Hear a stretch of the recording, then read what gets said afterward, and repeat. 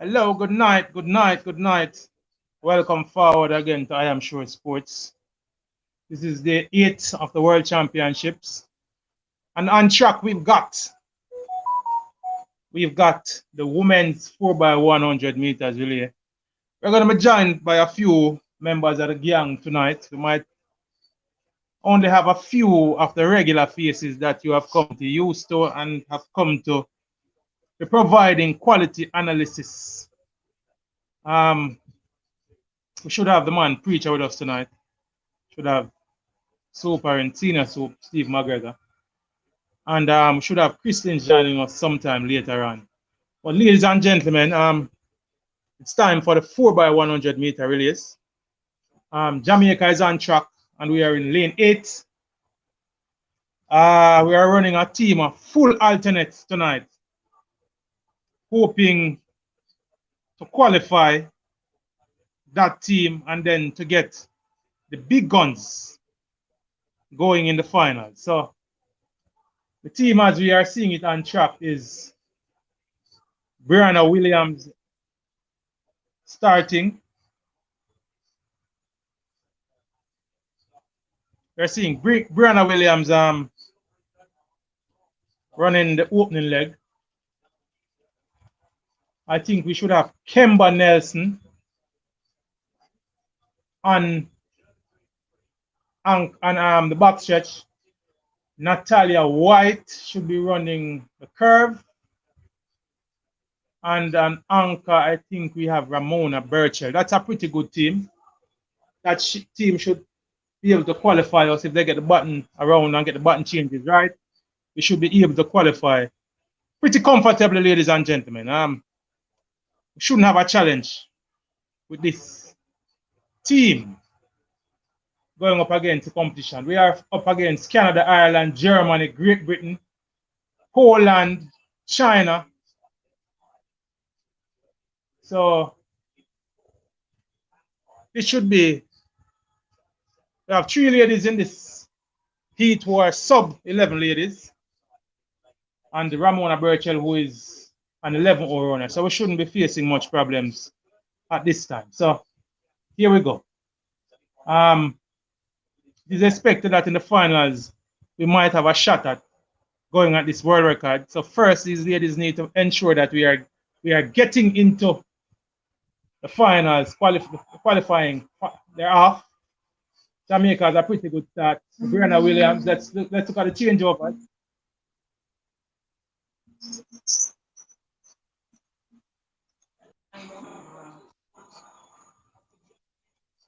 I'm on a podcast. I just brought the podcast. I'm on a podcast. I just brought the podcast. I'm doing a podcast.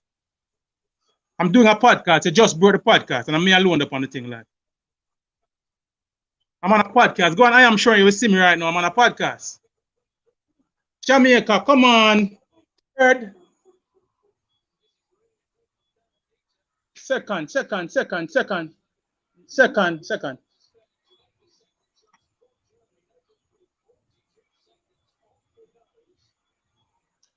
Jamaica just qualified in second to Great Britain. That should be comfortable. That should give us a good lane in the finals. A little bit of nervous moment there. We had, was that Kemba Nelson and Anchor? I'm waiting on the times to come up, ladies and gentlemen. Let's see what are the times that were recorded. So, good run by Great Britain.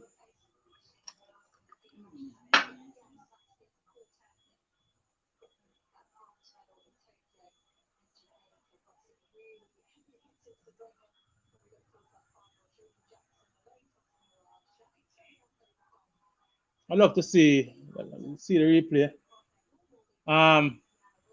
Good change from Brianna Williams to, who was that? Natalia White. That was the first change. Decent change.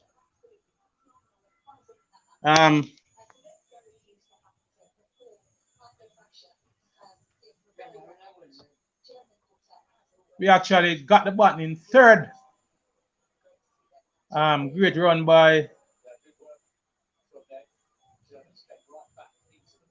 Kemba Nelson. Actually had to make up some ground to surpass the German team to get us back into second. So not the greatest of qualifying, but comfortable enough. We are in the finals, ladies and gentlemen, and that is what is the desired result. We love to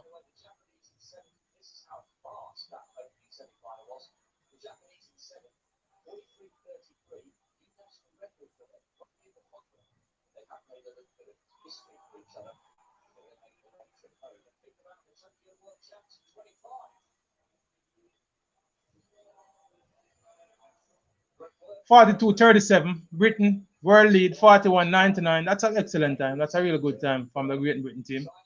Jamaica, season's best 42:37.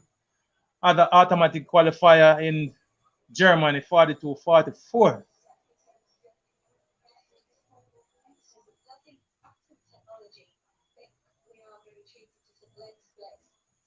Looking at the splits, we got 11:45 for Brianna Williams, 10:25 on the second leg, 10:56 on the third leg, and 10:11 from Kemba Nelson. Decent splits from Kemba Nelson. I think in the finals we should use Kemba Nelson to start that relay. Substituting the other three ladies, bringing our three big guns: Shelly and Fraser Price, Elaine Thompson here, and Sharika Jackson.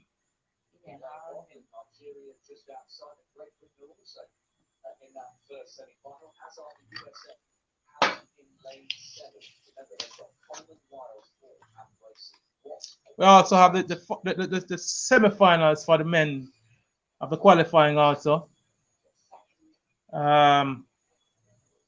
Jamaican team going through a little bit of some issues with our personnel.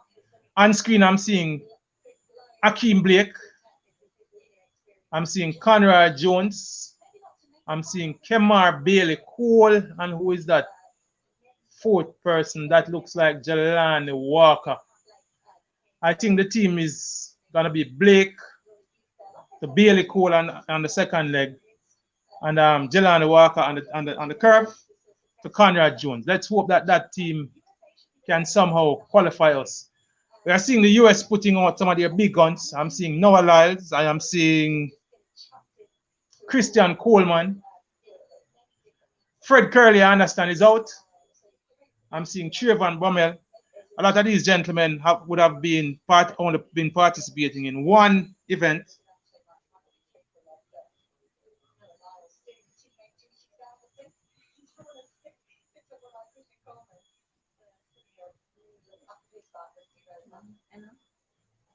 A lot of these we have heat 2 of the female qualifiers on track, and right now we have, which team? I'm seeing the US. I want to see who are some of the other teams we have.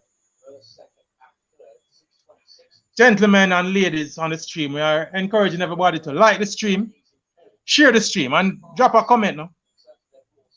Drop a comment.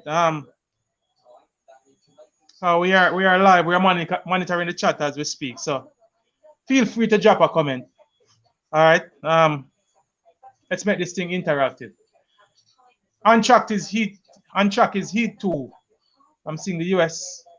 Look like they're starting off with Melissa Jeffries. Let me see who else they have on their team right now.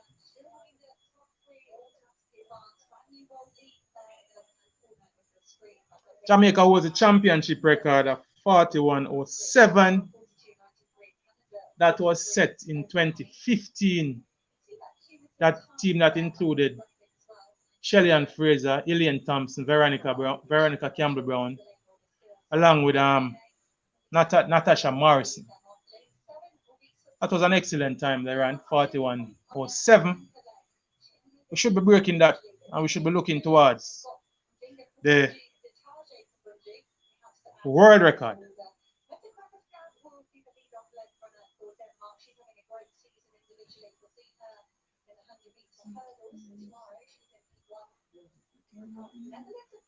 Remember to like and share, people.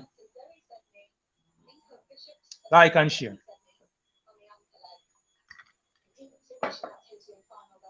All right, so in this heat, we have the Nigeria in lane 1, US in lane 2, Ecuador in lane 3, Italy in lane 4, the Netherlands in lane 5, Denmark in 6, Switzerland in 7, Spain in lane 8.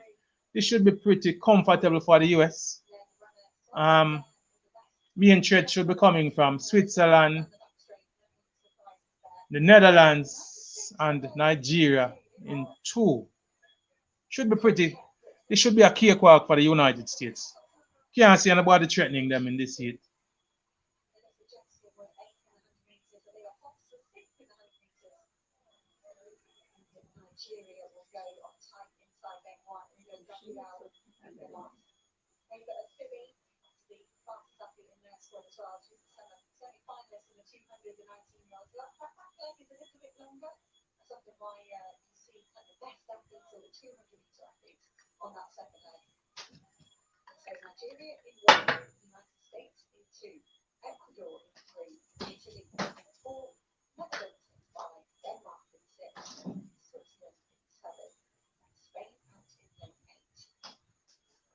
The US has a history of messing up button changes. Let's hope they get it right this time. We really want to show down with them, you know. I like when Jamaica win relays and the US are in it. I like beating them in relays. It's a different feeling. It's a total different feeling when we win a relay that excludes the US.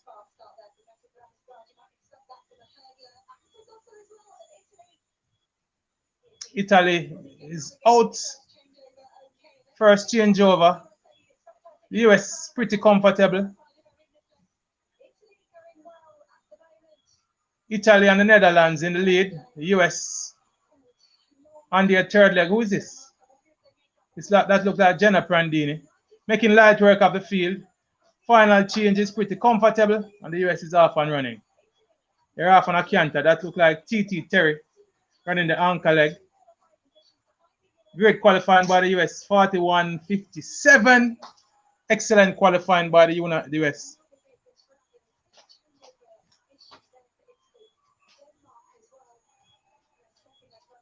US winning, Spain second, Nigeria in third. Those are the 3 automatic qualifiers. This looks like the faster heat, so somewhere Italy and Switzerland might get in. Let's see the times. Great qualification by the US. Spaniards are pretty exciting for just making the finals, people. Like and share the stream, people. Let's drop a like as you come into the stream. And we're here. So comment. We're monitoring the chat. Drop a super chat if you feel the need to. All right. We're gonna be here with you all night. Tonight we have the 4x1 qualifiers. We also have the 400-meter finals for both men and women that will be on later. Jamaica has participants in both those races. Also have some field events going on as we speak. Like and share, people. The Netherlands, as it stands right now, are waiting to see how the time qualifying goes. Spaniards are pretty excited to have qualified. Well, I'm not harboring much hope for Jamaica's men in the 4x1. It's been a tough, rugged trip. A lot of these men who are expecting to participate in this relay hasn't even run a race, people, since we have been to the World Championships, and we are having injury problems all around. We are hearing of Kemar Bailey Cole nursing injuries. We are hearing of Civil, who is out for the heat. There's a hope that he'll be back for the final. We know of Ewan Blake's challenge that he has had, so let's see how it goes. Prandini was spectacular on that third leg. Bless up Michael Neman. Respect. Good to have you here with the Virgin. All right. The panelists, the rest of the panelists will soon be with us, man. All right. We'll fly solo for a little while tonight. What time is it now? 8 minutes to 8. We should have a couple of the other members joining us. So that was Melissa Jeffries to Hobbs on the back stretch, to Jenna Prandini on the third leg. The US passing was really slick, I must say. Their passing was really slick. They look like they have been doing some relay practices. Excellent qualifying and a decent time also. A world leading time. But if the Jamaicans, when we feel our big team, get it right, there will be no threat. I can't see them posing much of a threat for the Jamaicans. I think our foot speed is just far superior. We just need to get the button changes, sorted. And it should be a cakewalk for the gold medal. What I'm really looking to see, people, is if we can challenge that world record. All right, so we're on world record watch. The finals will be tomorrow. All right, and we should have the full gang back tomorrow for those finals.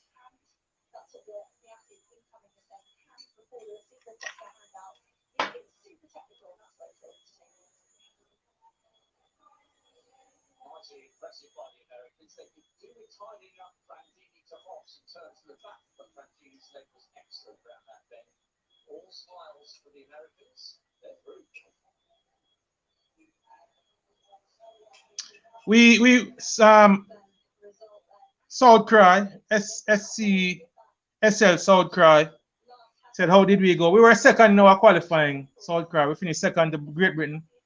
Well, so as I suspected, all five teams qualified from this seat, including Switzerland and Italy. Unfortunately for the Netherlands, they're out. We were second in our qualifying, SS South Cry. Great Britain was a pretty decent qualifier for Jamaica. We finished top 2, so we should be drawing one of the middle lanes, and I think the big guns coming. We ran a team of Brianna Williams to Natalia White to Ramona Burchell on the curve, and Kemba Walker was an anchor. And we finished second to Great Britain. We actually got the button in third, ran past Germany down the stretch, and qualified in third. So we are into the finals, gentle folks, and that is most important. They say if you don't have a ticket, you don't have a chance. And Jamaica has booked our place, or we have booked our ticket into the finals. So we're looking to see if the men can do the same thing. All right, hopefully our men can qualify, and let's see how it goes.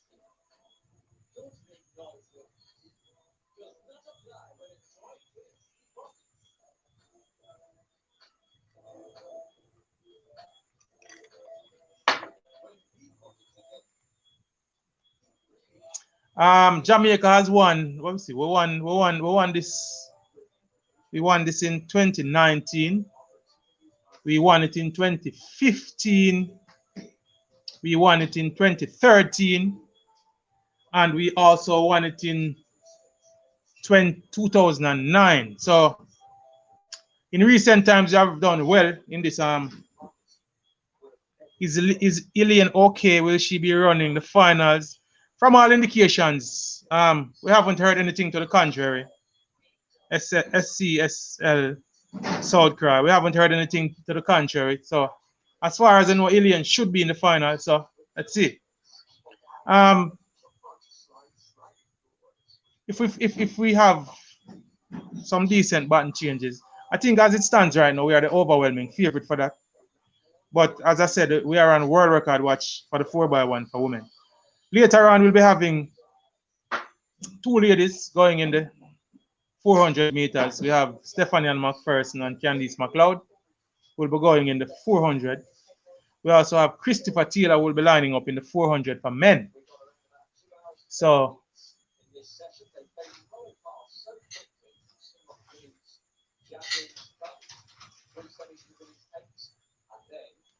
We also have the 400-meter hurdles finals, which will be contested tonight.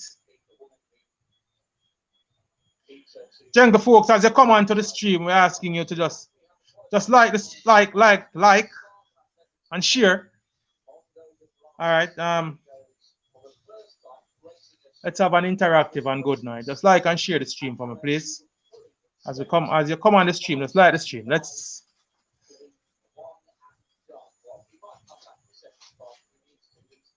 The men's pole vault is going on also.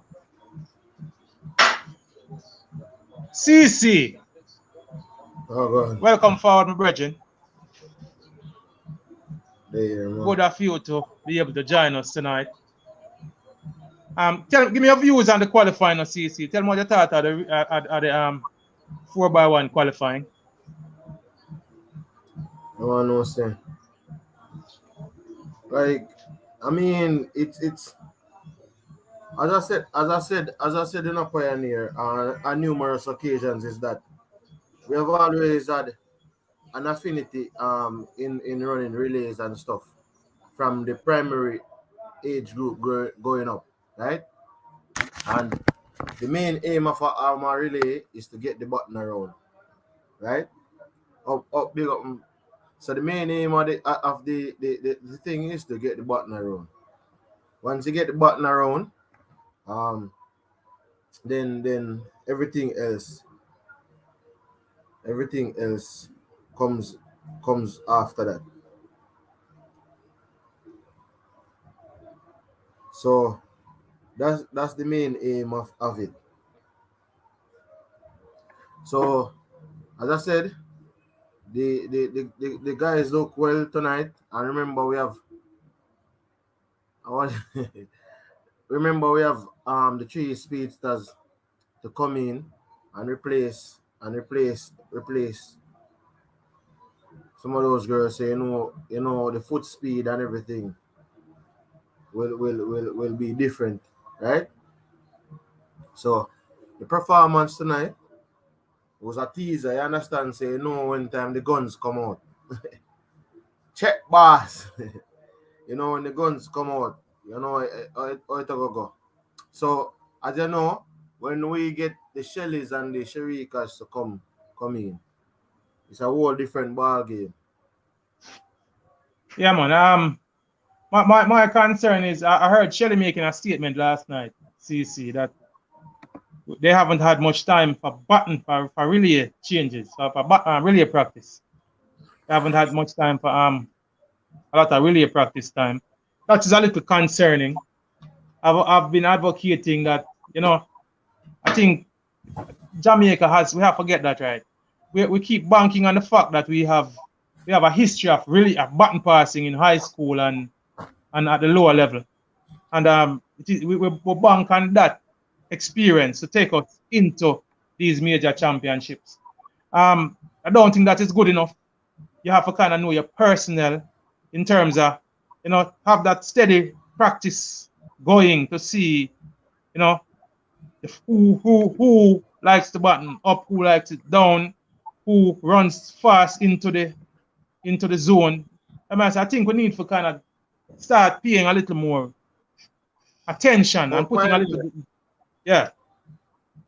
Question. You don't think the reason for that issue, right, is the fact that the ladies that we would like to see practicing have a bunch of individual races competing in. Yeah, but remember Shelley saying a pioneer, the girls was out last night practicing. That's Ramona Burchell and Kimba and all of these girls. Yeah. So only Kimba would have run in an individual event. So we would like to see more preparation, but I think what Shelley pointed to is that we can have more relay camps. You understand? That is exactly what I'm. Or in the relay. That is exactly what I'm talking about, CC. So I mean that would help the team a lot, but I think the next part of it is this. The difference in personalities, right? Because with some of these girls, they might not want to participate in a relay camp per se. they might just run the relay at the championship, but they don't necessarily want to participate in the camp. So that's the next thing. Shelley seems to be up for the idea because she posited the idea. I think Sharika might be up for the idea. A couple of the girls might be up for the idea, but it's to get most of the girls that we would like to see running in the relays, or even the guys as well, to come together to get to subscribe to this idea. So you see this world, even the world relays thing that keep, right? I think what we can do is try to keep a track event centered around relay, like a relay festival. Relay carnival. Yeah, put that in our track calendar locally. You understand? And then we get high school teams, or we get college teams, and we probably get a couple international teams if we invite them as well.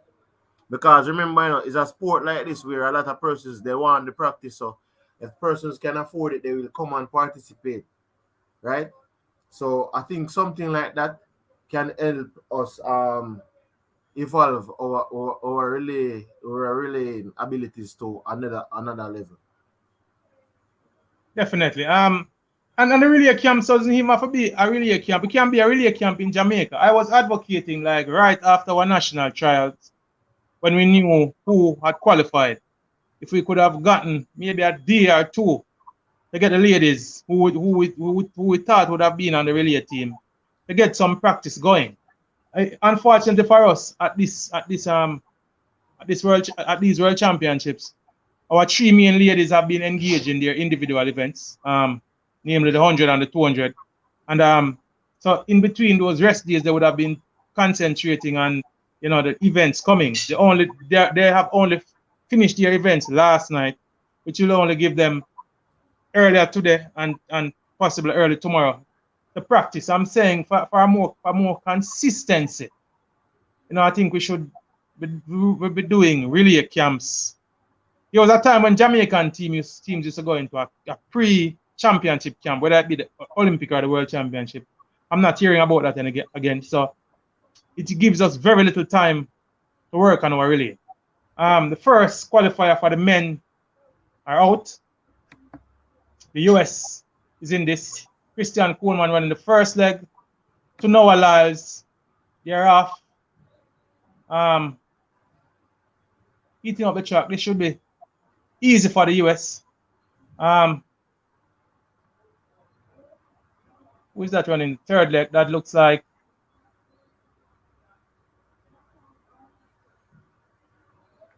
the US are away and a canter. That look like Trayvon Brummel and Anchor. 37-87. No, that's Marvin Bracey and Anchor. Pretty comfortable qualifying for the US. Great Britain second. Ghana in third.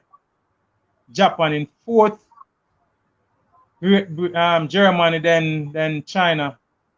Well, I was kind of surprised by the Chinese. The Chinese not finishing better. They normally have a very good relay team. The Netherlands are seventh and last in this event, but pretty comfortable qualifying for the United States. But I don't understand the United States. Like, is it that because they think they're going to win the gold medal, they're celebrating a semi-final, celebrating a qualifying?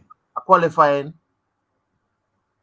You see, these are the things why when certain things happen, in a final, in a Pioneer, people feel like you're against them, but it's not against them.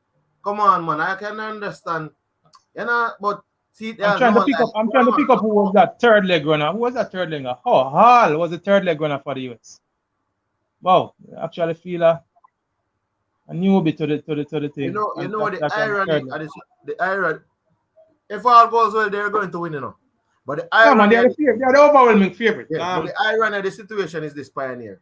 To sweep the 100, to sweep the 200, and mess up in the final because you're overly emphatic. Like you're celebrating a qualifying like it is a gold medal already. Like I say, we have this.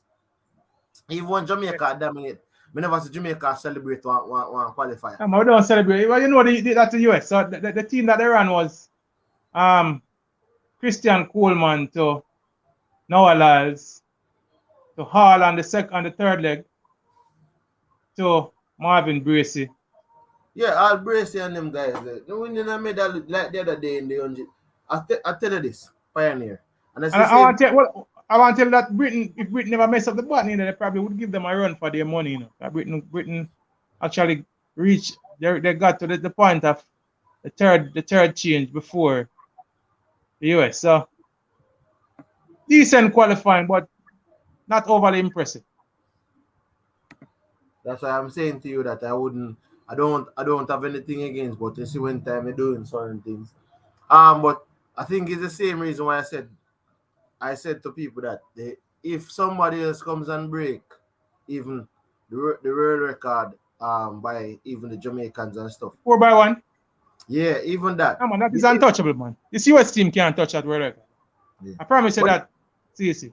But you know, say even last night when we saw Noah Lyles run that time, the only thing about it is it is impressive. But the thing that I think I wouldn't bank against if he had run even Usain Bolt record, it would be impressive, but not as impressive as when Bolt ran the record. Because of all the other factors behind it. Because Bolt would have gone through 7 different rounds of races. Yeah. And then still possess that ability to do that.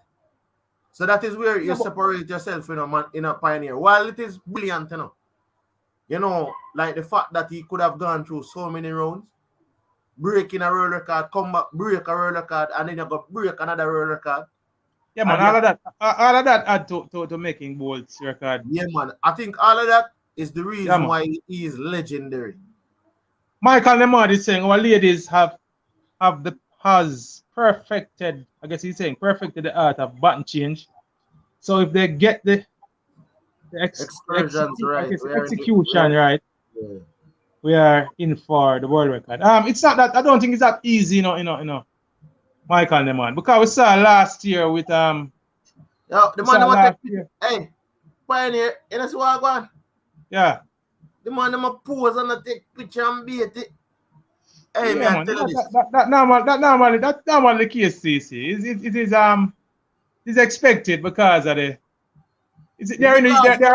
at home. You're at home. It's a part of the marketing, it's a part of the promotion, it's a part of building the hype. I have no problem with it. Yeah, but it's because we are so weak as well, Pioneer. Because yeah, man, but it's there more. Trust me, CC is there moment of glory right now. Yeah, true. Remember the US was starved through the entirety of the Bolt era. They got little or no success in the relays, in the sprints, and the men's side. As a matter of fact, they had little or no success even on the women's side. They got a little more success on the women's side, but during the Bolt era, they were playing second field to Jamaica, both in the individual sprints and in the relays. So now they have their moment of glory. They're relishing it. They're at home, so they're living the hype. So we're also going to be having the semi-finals at the 800 meters.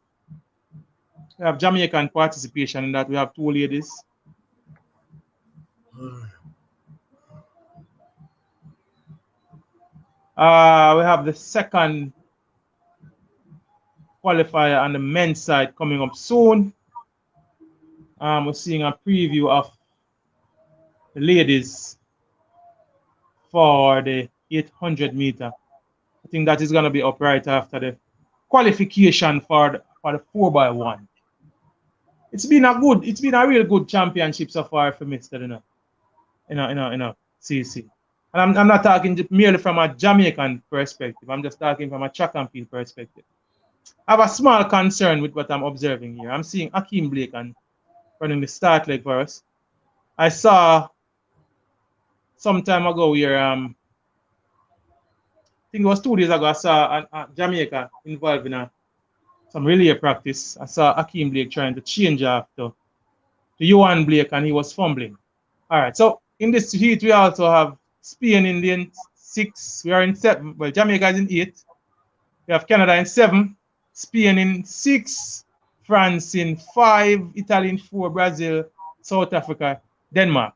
Our main threats here are Canada, South Africa, and Italy. All right, let me see who is on the French team. The French team has They have Viku and Anka. French team shouldn't pose much challenge to us. We have Tartu on the second leg and Dasalo for. So Marcel Jacobs is not running in this heat, people. They are the reigning Olympic champion. Jacobs seemed to be out.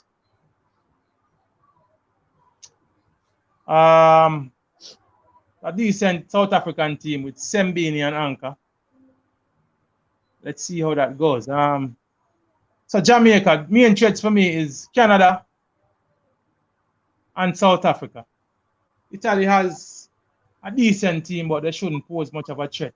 In terms of foot speed in this race, I think we have an advantage. Let's see how well we can get the button changes going. All right. Being Uncle is asking for the 100-meter hurdles prediction. All right, I'll give it to you. Being Uncle, I think we have a chance of getting a bronze medal in that. I think Brittany Anderson, if she get their hurdles tactics right, should be able to give us a bronze medal. I think Jasmine Camacho Queen starts. Clear favorite for me. Kenny Harris has looked well all year. So for me, I have Brittany Anderson, possible bronze medalist. Could sneak in either Kenny Harris for the silver, but for me, the clear favorite is Jasmine Camacho Queen. We are off, people. Let's see how this button change go. Decent change by the Jamaicans out front with Kemar Bailey Cole on the back stretch. Canada in hot pursuit. Button changes. Wow, I look like we messed up the button change, you know. Look like we have messed up the button change. Let's hope that we got it in the zone. Right now, we are struggling in third. We are at the final changeover. The button is in the hands of, who is that? And Jamaica finishing. Whoa, that looks like we finished fourth. France winning. Canada second, South Africa third. Jamaica fourth. I think we had some issues with the second changeover from Kemar Bailey Cole to Jelani Walker. Well, let's see how the time qualifying goes. Let's see the times. Let's see if this was one of the faster heats. And let's see if we can qualify. Wow. This was one of the medals that persons had projected for Jamaica. Right. Not looking too good right now. Let's look at the times and see how the time, what time they do qualifying. I think our medal hopes in this are little to none. We have had with the injuries we are dealing with. And kind of surprised that a lot of these gentlemen who were out for a while were sitting down and we weren't doing button changes. We can't understand. What you saying? Bailey Cole, obviously, who? All three of the gentlemen who ran on this team has been running their first event at the World Championship. All right. We've qualified. Being okay saying we qualified. So yeah, so Jamaica, we are fourth, 38, 33. Let me see if we have qualified. We have to go look at the other qualifying times in the other heat. Why is Civil pull out though? We understand he's dealing with some injury issues. Yeah, man, Bailey Cole them look like them. Oh, 10. So the grass, so the grass gonna run. But he ran in both the heats, you know. He run both of the heats. He run in the heats about the 100 and 200 now, but he's carrying some injuries, so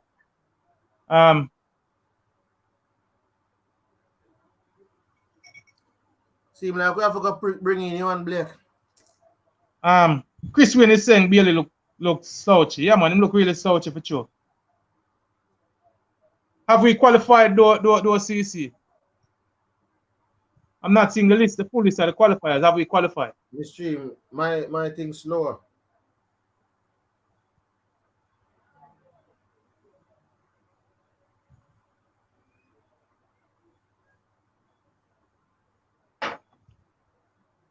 Well, I don't know. Our male sprinting has descended to a kind of depth. But what I can't understand, we had these gentlemen sitting down. So, for example, a change from Bailey Cole to Jelani Walker. How do we mess that up? These gentlemen, we are in the 8th of the World Championships now. These guys have been sitting around, eating and drinking.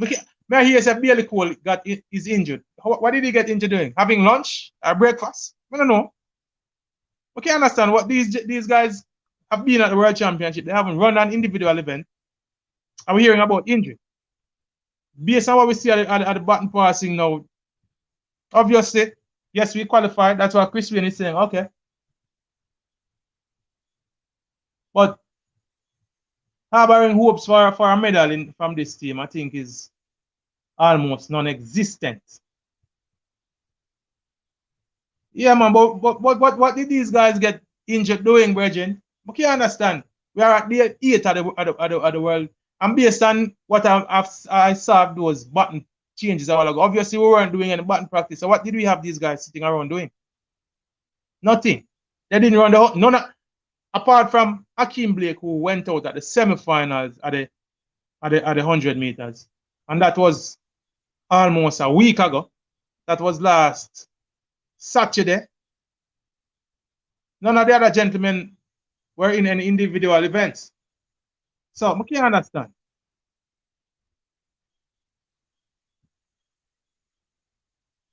Michael Nemad is saying Tracey looked superb in the heat along with Goule. Both might qualify for the final. If Tracey can replicate her run for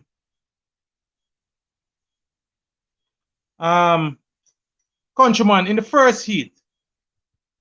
In the first heat, Countryman, the US qualified. Who was it? Britain qualified. I don't remember who was the third qualifier, but I know the US and Britain qualified from the first heat. The US was pretty comfortable. They ran 37.87, which is actually a world leading time now, country.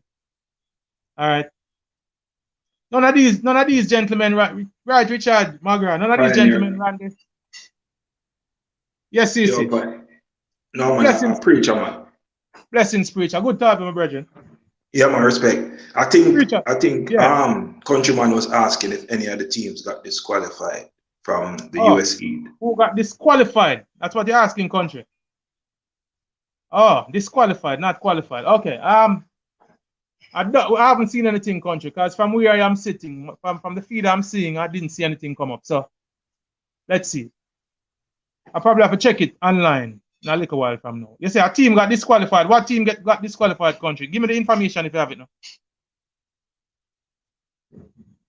If you have the information, country, help me out. Preacher, give me your views on what you saw from both our male team and our female team. Start with the female before you saw in qualifying.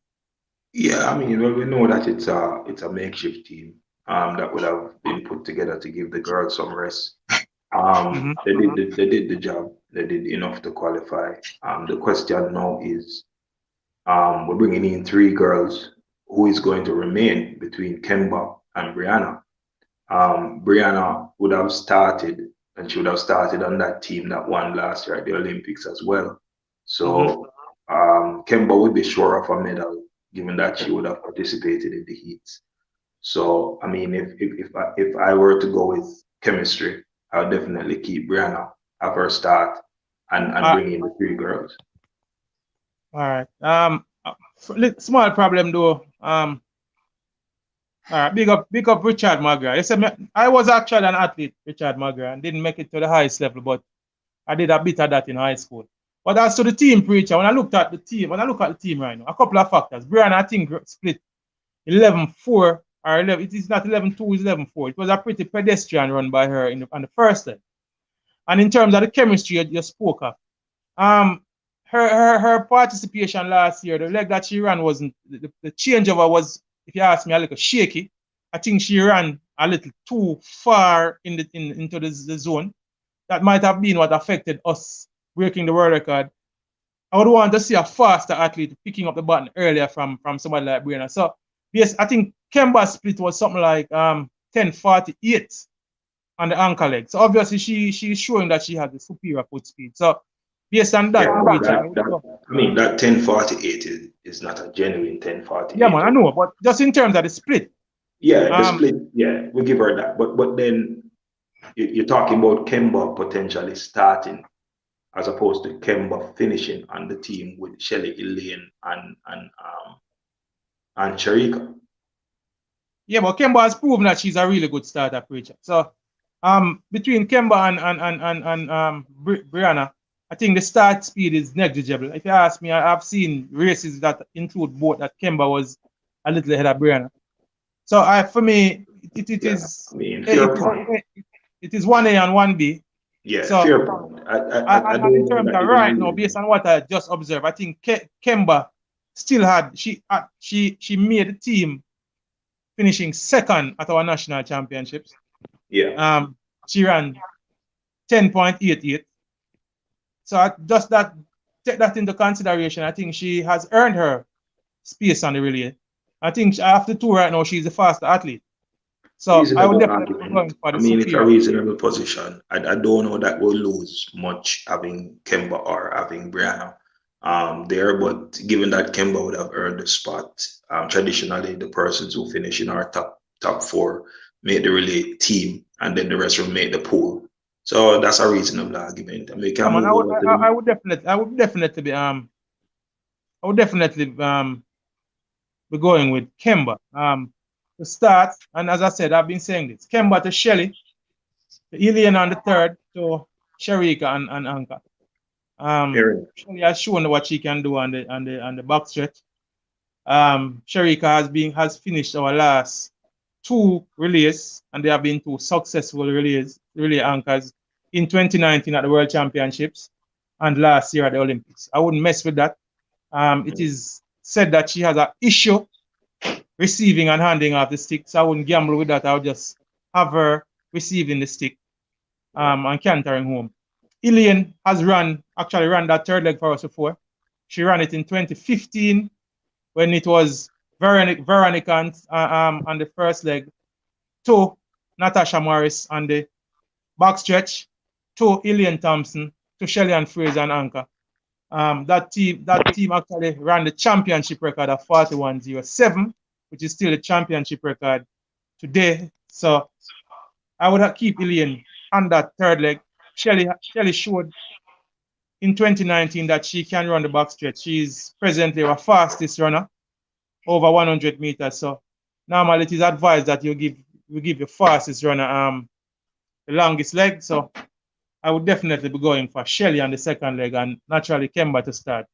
I think if we get the button changes right in that order, then we should definitely be challenging the world record.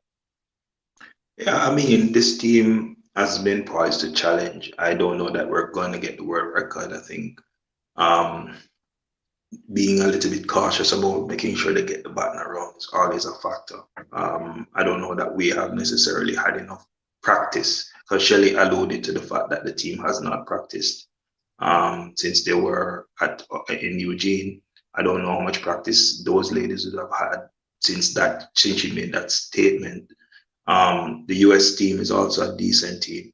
Not saying they're going to upset the apple cart, but they're a decent team. And so if we're going to break the world record, it's going to be on account of our team being pushed by somebody else as well in that final. I don't know if the US will turn up and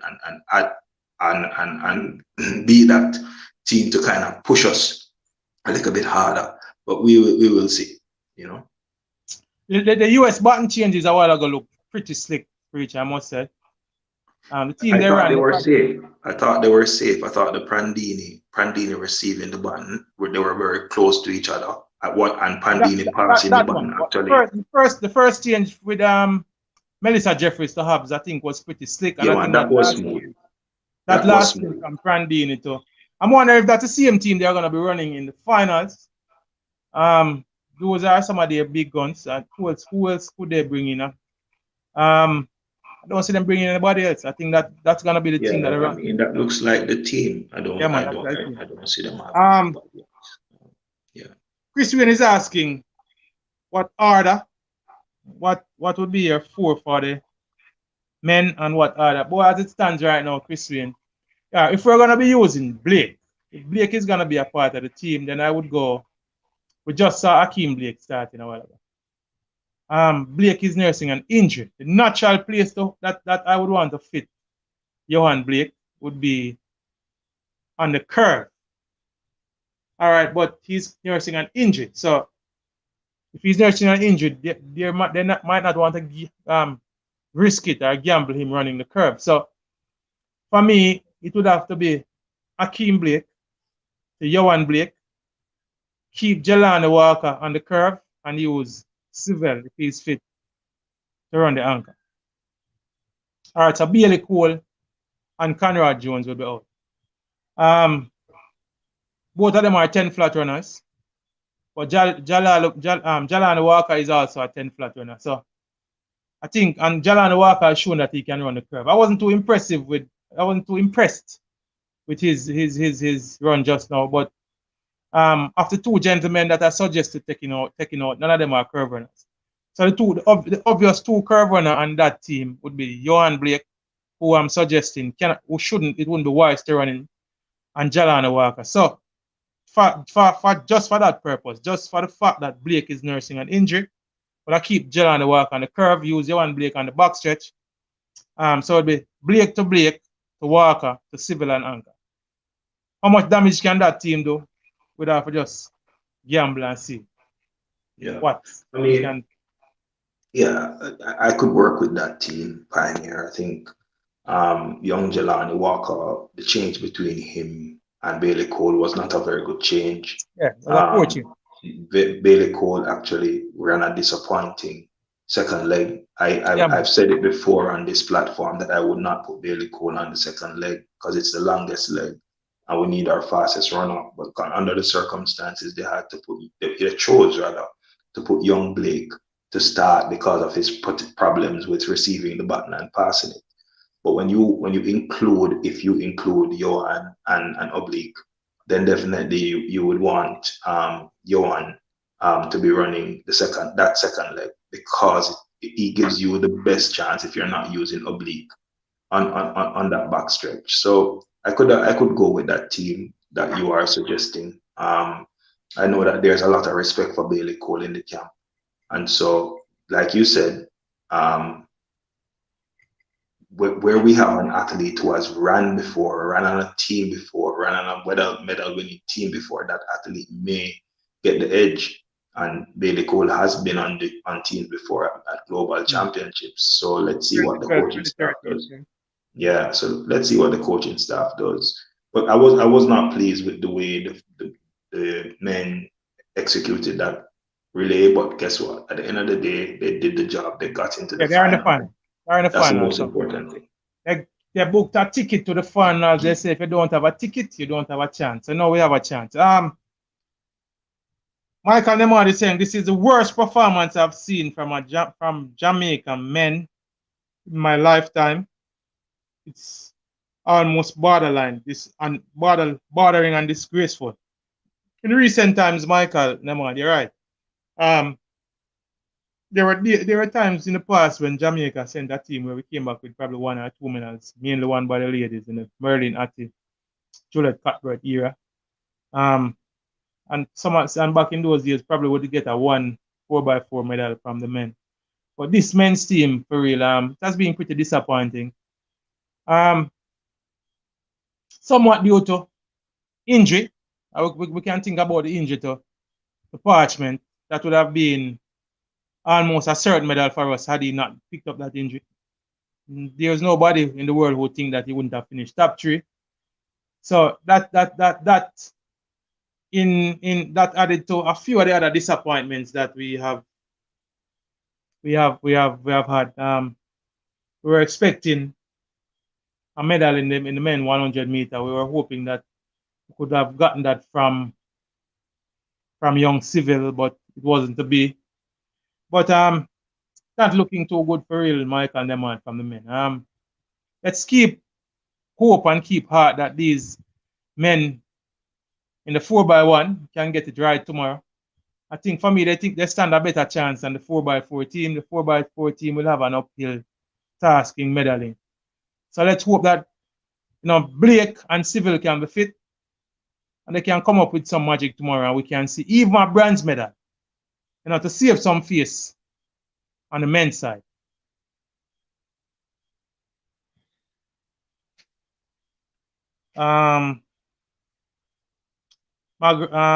Richard McGrath is saying that, remember, Yuan is injured. But based on all indications, Richard, it is said that he should be participating in the final. So, Preacher, previewing the 800-meter, Preacher, tell me what you think about our chances in the women's 800-meter semi-final. Do you see either Tracey or Goule getting into the final? I mean, to me, Tracey has looked the more impressive of the two athletes. We know Natalia is a seasoned campaigner. We have spoken about Natalia's race strategy in previous global events. She likes to lead from the front, but we have seen her kind of, change that strategy so far and show a willingness to, bide her time and to choose when she actually accelerates in that between the last 300 and the last 200 meters of the race.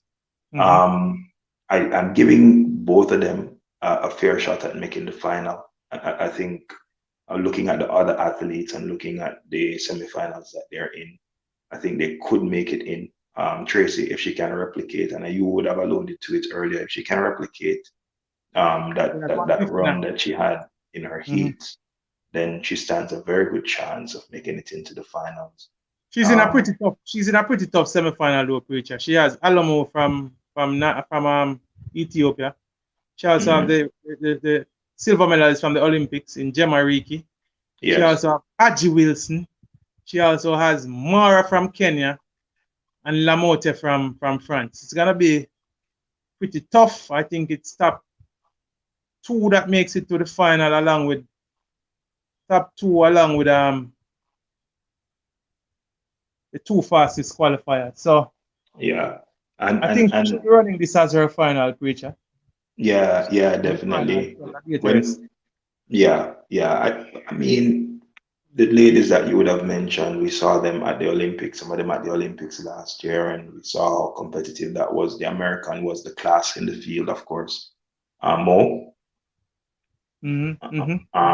But I'm giving Tracey an outside shot. She's actually one of the athletes that I think has been a find for us. Definitely.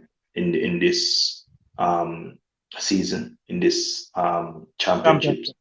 And so I'm definitely hopeful. It's more of a hope than a sure shot, but I think she has a chance. Natalia, as I said, seasoned campaigner, experience at this level, knows what she's about, just has been kind of unfortunate on a few occasions.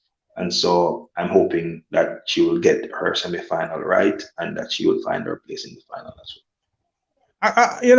I'm hoping. I haven't seen anything. I can't speak definitively, Preacher, but it is my hope that what we are seeing from Goule this year is that maybe she have tempered her training to kind of, to come good at the right time. We have in previous seasons we have seen her coming good in the early season and then fail at the major championships. I'm hoping that she has reserved, some of those big runs for the final. As it stands right now, Tracey is sitting in the back.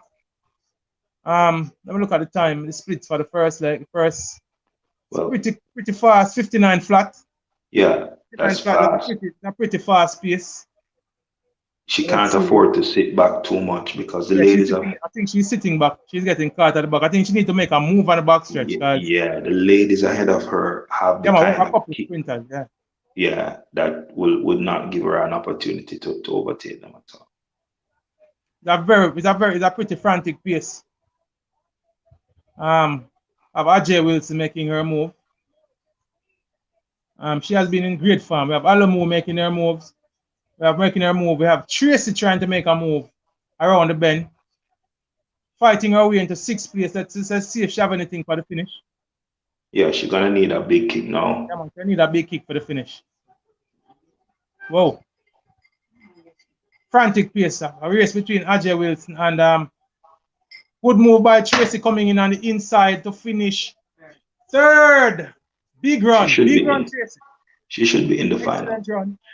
I think that should get her in the final, Preacher. Yeah, man. This time, that final. I race. think that's another sub 59 time, and I think that should get her in the sub 2 minute time, and that should get her in the final. Excellent run. If she even doesn't make it, I think that was a big, brave run from her. You're right, Preacher. She has been one of the finds of these championships for Jamaica. Let's hope she continues to progress.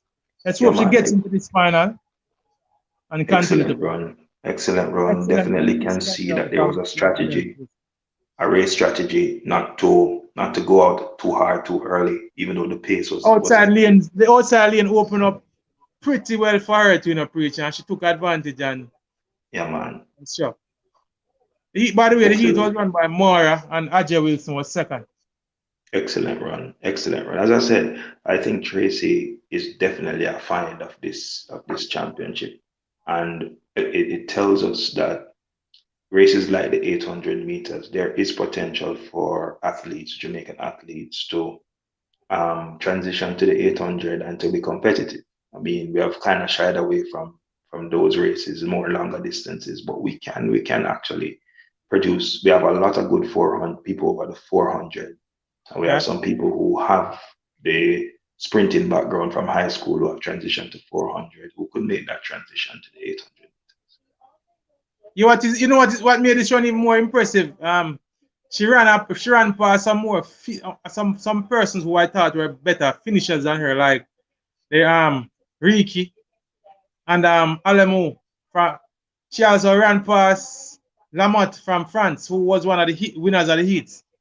That was excellent from I'm hoping this run gets her into the final. This young lady running with a big broad smile on her face. Let me see. Let's see how the qualifiers look. And Pioneer, she's very nice to look at. 2 minutes flat, 2 minutes 21, 2 minutes 21. Yeah. 2 minutes 21. I was just saying that she's also very nice to look at, and that helps. Definitely.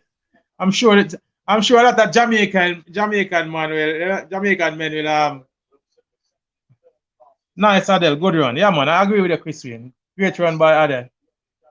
I'm hoping that time gets her in.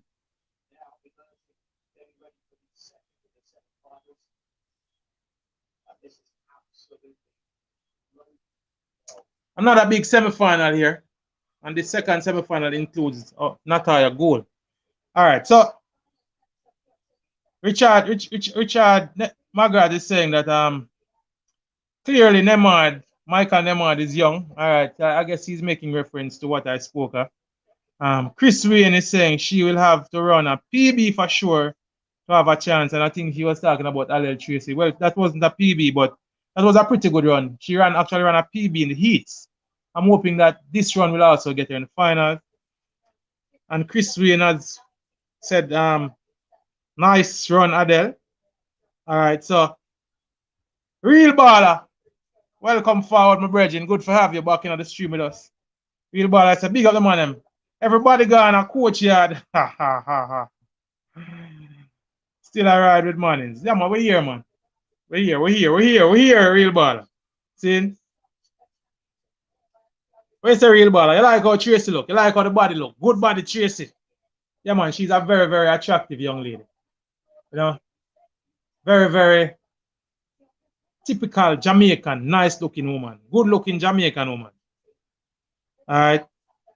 Michael Lemar is saying Tracey has a big heart, unlike the men. I agree with you, Bridget. A couple of the men that have represented us in these World Championships would take a page from Tracey's book. You know, that's why we can't exclude. That's why we can't exclude the expatriates or the persons who are, you know, have a desire to represent us from the diaspora. You know, we have to include those because, you know, they are Jamaicans. And a lot of these persons are even more Jamaican at heart than even some of the persons who live on the island. So we have to welcome these persons with open arms when they have a desire to represent us in whichever sporting discipline that, you know, they choose. Agreed. I mean, what makes her performance even more impressive is that she also competed in the 1500. Yeah, Is a multi-discipline participant. She made the semi-finals of this 1500 preacher, right?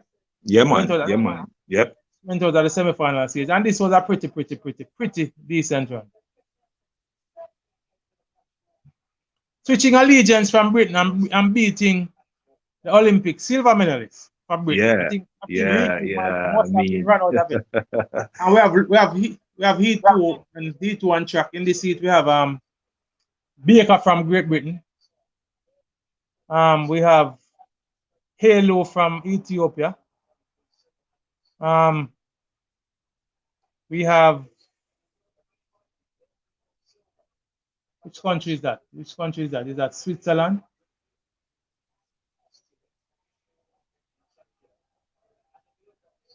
Wilgers. Yeah, that's Switzerland. Raven Rogers. That was another big-hearted performer representing the US. Yeah, she's definitely one to watch. She ran a wonderful heat and came from behind to win that heat. You know. Always there about. Bissett from Australia. Australians have been having a pretty good championship. Keely Hodgkinson from Great Britain. And our own Natalia Goule running out of lane 3. Goule, show what I got, Goule. I think this is probably a little more comfortable of a heat than the heat that Tracey was in. Yeah. I mean, having watched the heats, I think Tracey's heat might be the fast semi-final, might be the fastest semi-final of the lot, and that would augur well for her, definitely. Let's hope, preacher. Let's hope. Let's see how Goule goes in these qualifiers. Natalia Goule, you could almost call her a veteran right now, preacher. Yes, sir. Yes, sir. Man, she has been around a while. Did her thing in high school representing Manchester High. Went off to college, did her thing in the NCAAs, and has been on the pro circuit now for about 5 or 6 years. So you could call her a young veteran of sorts, So I'm hoping for her sake that she gets a medal in one of these major championships. She has been on the cusp for a while. Have promised. The last Olympics, we had great hopes for her last year. In 2019 also, we harbored hopes that she could have brought home a medal, but it still hasn't happened. Let's see if this year is her turn. As it stands right now, she's sitting in 7th place. Sitting on the shoulders of the leading pack. Not atypical of her at all, Yeah, she's one who likes it. Usually. Let's look at the pace and see what the pace is. The Australian Bissett has seemed to take it out. Seems like she's going at a pretty hectic pace. Let's see what the splits are. Whoa! That's 57 for the first leg. 57-37. Now we have Natalia Goule making her move. That's a pretty hectic pace. It was much faster than the first one, to my surprise. Much faster than the first heat. Yeah.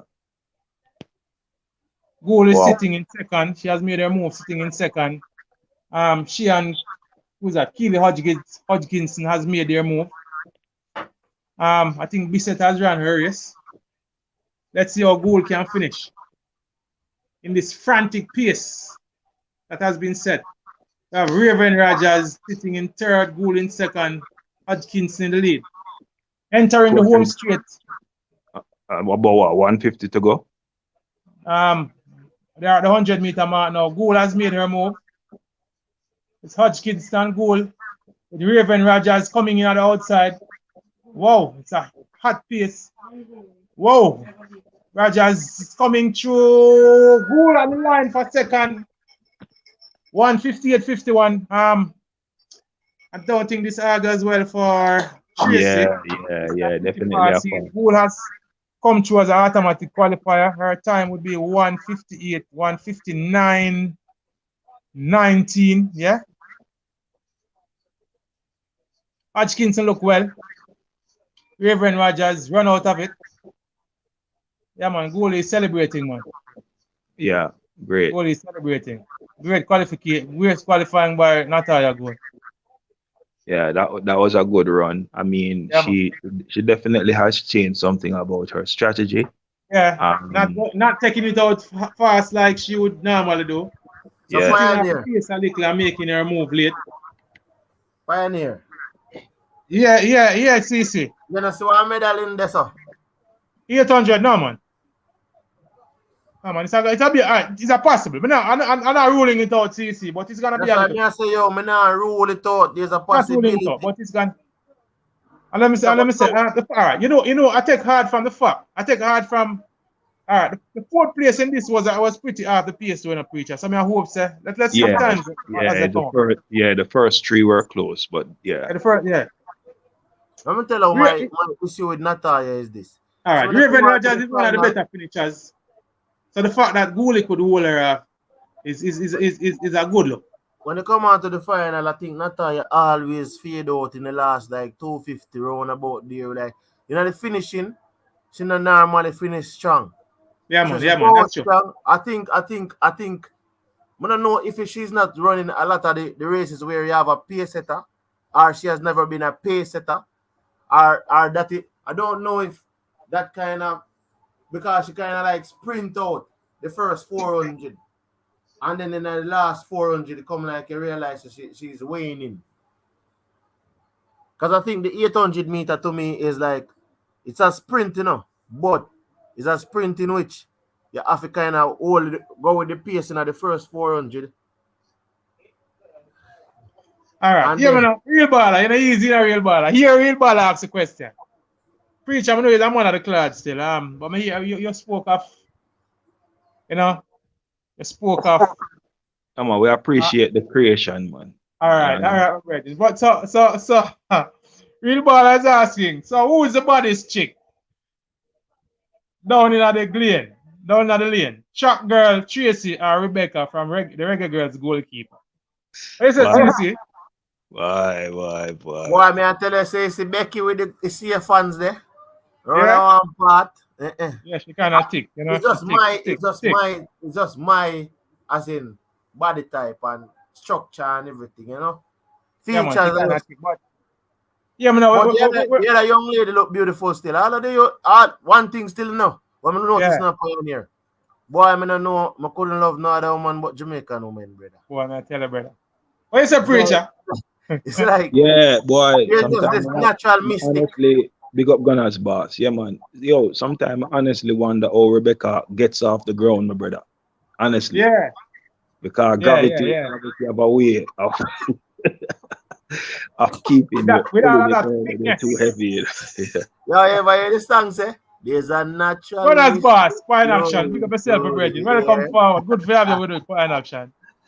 But I'm telling you, man, with most of the Jamaican ladies, as you can see them, like, bro, it's a different. Like, I understand other. I adore and see other nations, but I think we are some of the most beautiful women.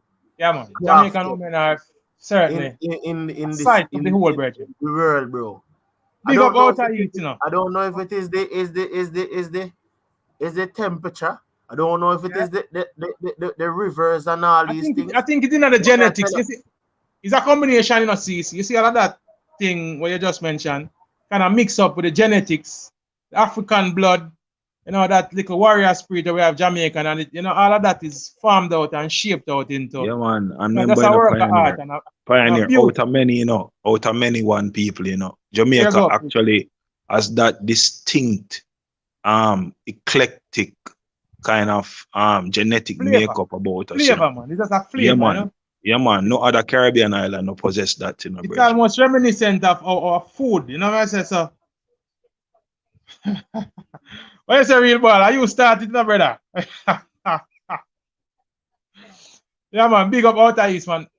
Outer East, we love all of the ladies, brethren. Big respect. Gunners boss, CC saying only like Jamaican woman. CC saying he only like Jamaican women, like he been dating other. Sit out the conversation, kid. Yeah, man, that is Gunners boss, CC. Ever truly in the the thing about it is what I am trying to explain to him, Pioneer, is that I've been in different locations. I mean, I tell you, All right. it's not Yes, like sir. You're qualified and certified to speak on the issue, my Yeah, brother. I've been in different locations, and I'm telling you. Good. Hmm? Yeah, man. Chris Wayne is saying he's African and the Creole blood. I agree with you, Chris Wayne. Fresh God. Big up yourself, Fresh God. Fresh God is saying, people, if you're watching the stream and you haven't liked the stream, yeah, man. If you don't come on the stream, just like the stream as you come in, people. See, and share the stream. If you're in the groups, just put the stream in the group and make the people know, say, over here, say, thing there. But they over here, say, represent for the Jamaican athletes tonight. So may I say, we are all a vibe. Remember, we have the 400 meters coming up. We got 2 ladies in that, and we're hoping for a medal. The ladies have been repping at these world championships, and we hope, it continues. Gunners boss, what is a Gunners boss? CC Sem is an international girls, man. So may I say, I'm same thing kind of settle down now, but there was a time when the man think the global Gunners boss. See? Out of East, know yourself out of East. You, everywhere the beautiful ladies, we have to go give. This is See, a Haitian or a Dominican. All right. Yeah. Yeah, man. And this was on the stream, you know. What is a real baller? CC type of like Miss Kitty. Like them solid like that. All right, nothing wrong with that. Them come in all shapes, sizes, and flavors, my virgin. So, you know what, God? What is a Gunners boss? So I want to bring in on the original show. I mean the basketball show. We soon come with a basketball show, man. When I watch some of the happenings. When they bring in an original on the show. Who is original? No, original. Who started original on the first name? Now we are original. I mean original Gunners boss, man. You can get them more original than we, Bertie. Now who are the original? Who you speak of Gunners boss? Tell me what you're talking about. Welcome forward, Nicole Wallace. Good to have you with us, girl. Saying, what did you guys do with Mannings? Mannings, all right, we have Mannings in our production tonight. We have him in our production tonight, Nicole. You might show him face later on. See? Also big up to Gregory Reed. The gentleman was talking about Abby Steiner. Where is he now? Put them on. Now, man, we tell them say Abby Steiner never look nowhere ready for the thing. We have the third heat at the qualifiers on. This heat has the big horse. Yes, sir. I think Mo from the US. Yep. Let's see. She likes to dictate pace. She likes to run from the front and control the pace. Let's see how she finishes. This young lady have her as superwoman, you know. Yeah, man, she's special pioneer, definitely. I mean, I can see her coming down to the 400 and definitely posing a challenge in the 4. She will more than likely run on that 4x4 team, that US 4x4 team. Not that they needed her to be on that 4x4 team. No, man, she's needed, man. Remember, Richard, as it stands right now, they don't have any ladies in the flat 400, you know. But fortunately for them, they have 3 super athletes bringing in. They have the athletes from the 4 hurdles. They have Afingmo, they have Dalila Mohammed, and they have Sydney McLaughlin. All right. Pretty quick split. That was 59 for the first 100. I think Mo does this, you know. She tries to dictate pace, but we have the Ethiopian who is dictating the pace, not allowing I think Mo to take it out at her pace. But let's see, we are coming around the curve, coming into the home stretch, and she's running side and side with Mo. Let's see how the finish goes. I think more closing into the lead and running for America is African. Yeah, man, she's from the she's African descent. She's from, help me out, preacher. She's from not Congo. I'm not remembering, you know. No, man. One sec.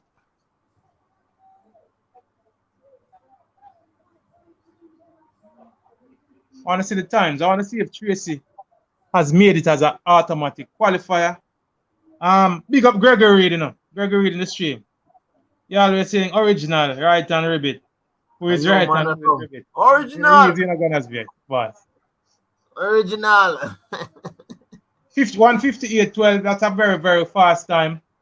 I don't know. This heat seemed pretty quick, but the first two was out, Preacher, similar to the second heat. So let's see if Adele Tracey has made it as one of the automatic qualifiers. Big up Gregory, and big up Outer East. Outer East 10, Jamaican descendants and Jamaican ladies give too much jacket. And no, blazers. All right, you have to keep them off of the machine. Outer East. You have to keep these Jamaican off of the machine so them can't make outfits, Wait, I think Mo look pretty impressive, gentlemen.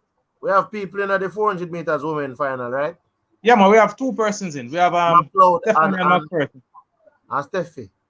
Stefan, and we have 400 meters women, we have Chris. Chris is the lone man in the 400 meter. That was pretty comfortable qualifying by In the hurdles for the women, how we have? In the hurdles, we have Clayton. We have Rochelle Clayton. I think she's drawn in one of the inside lanes. Or is it lane 8? I think she's drawn in lane 8. So let's see. That was season best. I think Tracey might be in problem. Third and fourth in this is 1:59. I think Tracey is gonna be out of the finals. So it's gonna be down to Natalia Goule to represent us in the 800 meter finals, gentlemen and ladies. Great run by Tracey. She big-hearted, made the semi-final of both. Pioneer. The reason why I always want to see, even if some of them athletes can't give us a goal in the final, I like to see when them reach the final because it doesn't matter where you replace, you're going away with something. You understand? Yeah, man. And that's the thing where I see some of the athletes, I don't think they're medal contenders, but we would love to see them make a lot more of the finals.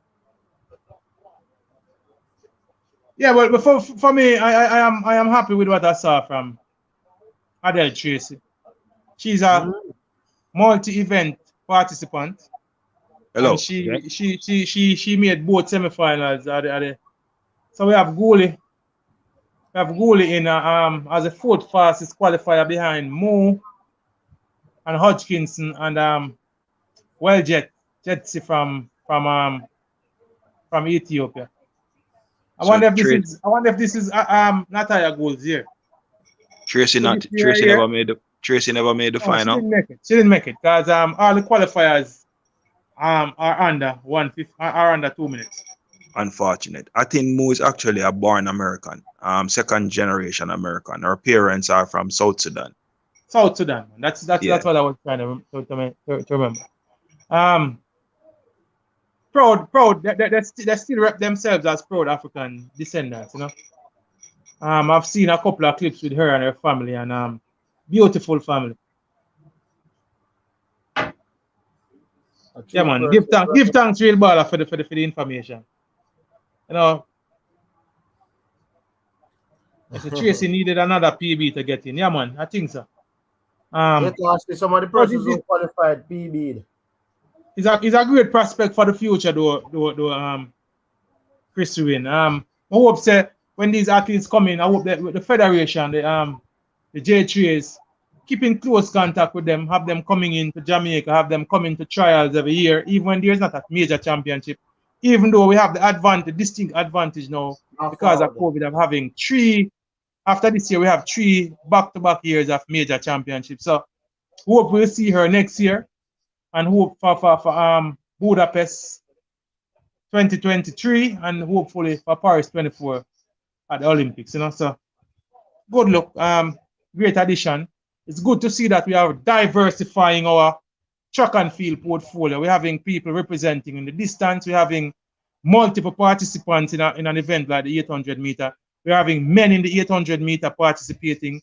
We are spreading our field event participation. We're getting 3 ladies into the triple jump finals. We're having men in the triple jump for men. We're getting 3 men into the discus. So it's a good look for our track and field, and I hope the government and the J3s will support these athletes even when they are not on the shores of Jamaica, so we can keep them in the fold and have them, lengthening and strengthening their career. So we have them representing for us in the future.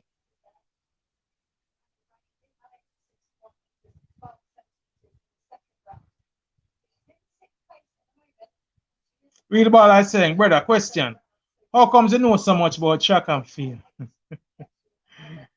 Yeah, we have a passion for the sport. Participated at an early age, real ball, when we were in school. But as always, had a great passion for the sport throughout the 80s, into the 90s, and into the current time. So we follow the sport closely, and we talk it with the people who come around who have similar interests. So what the information, some of it we research it yourself, and some of it, some of it is fed by the persons who we communicate with on a regular basis. So it's just a passion, real bad, and it's good for know so we can be on this platform and share information and share a good vibe with yourself and the others in the stream. Yeah, man, real talk, Michael Nema. Tracey looking good for the future, my brother. Great prospect for us in the future.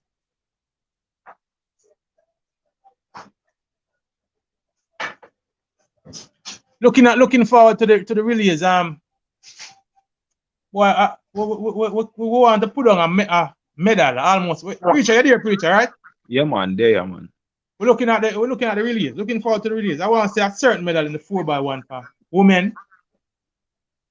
The 4x4 for women. I heard somebody asking about Sherika Jackson's participation. It's a thought. It is doubtful that Stephen Francis will allow her to run 8 races at these championships. She obviously will be in the finals at the 4x1 for women.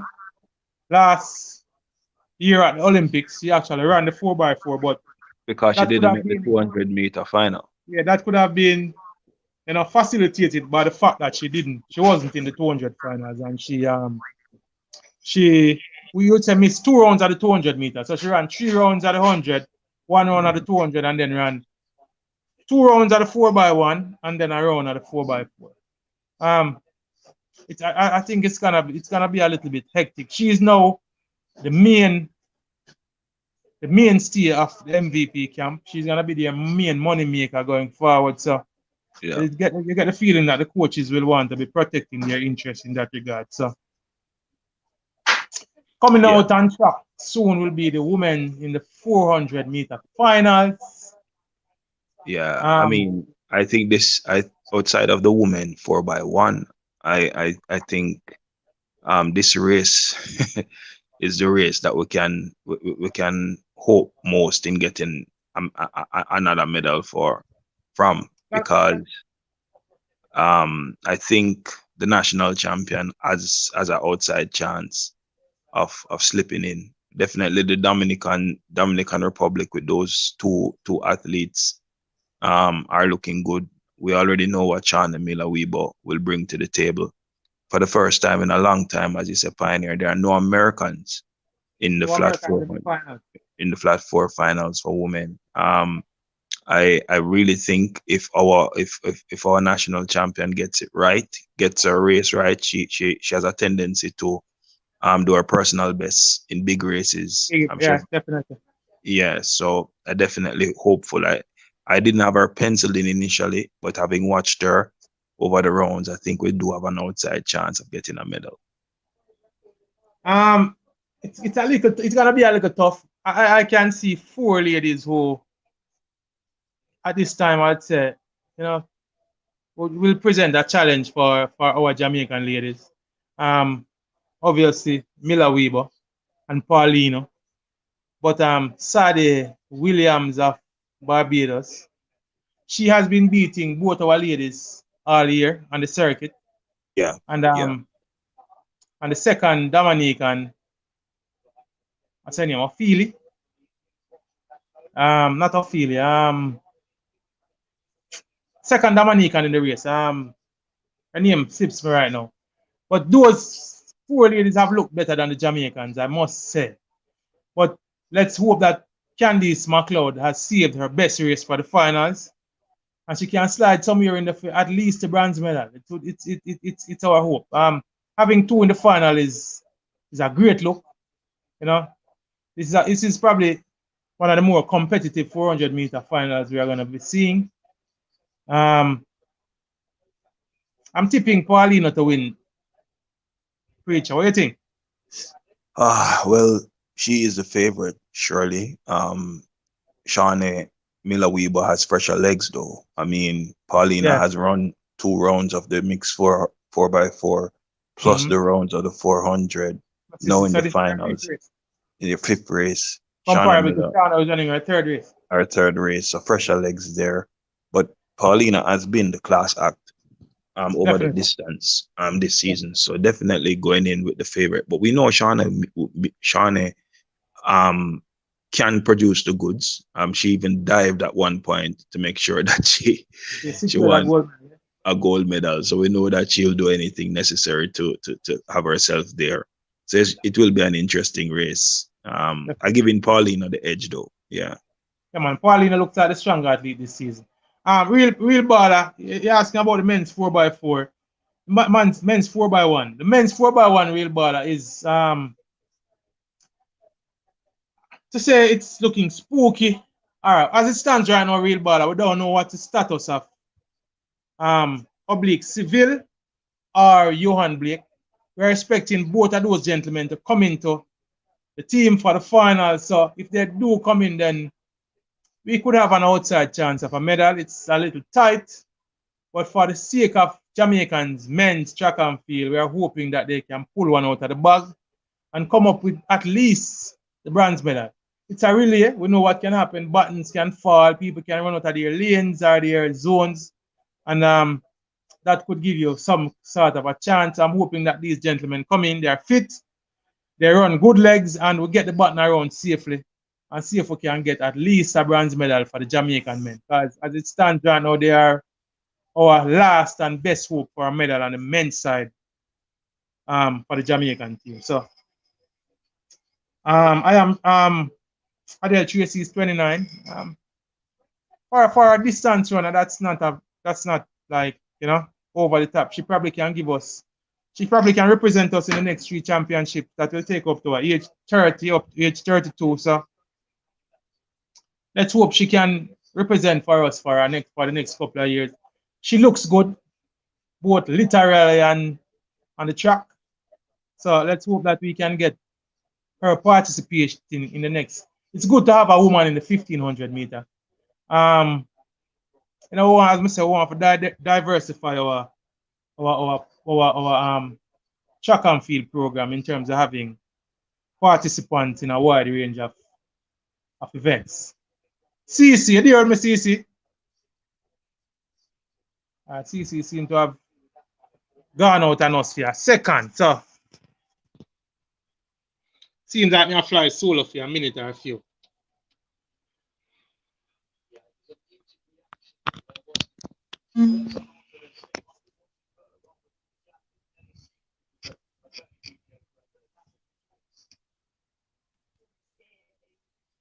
Let's see how we go. Look.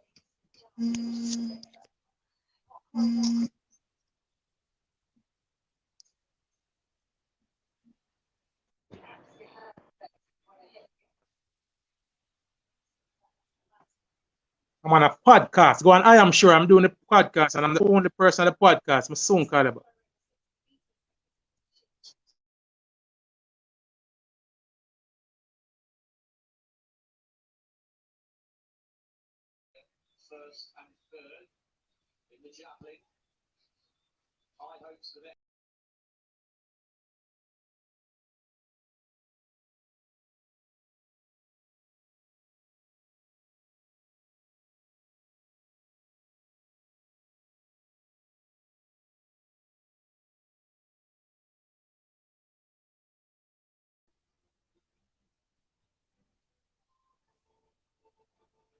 Ladies and gentlemen, we're heading into 400-meter finals for women.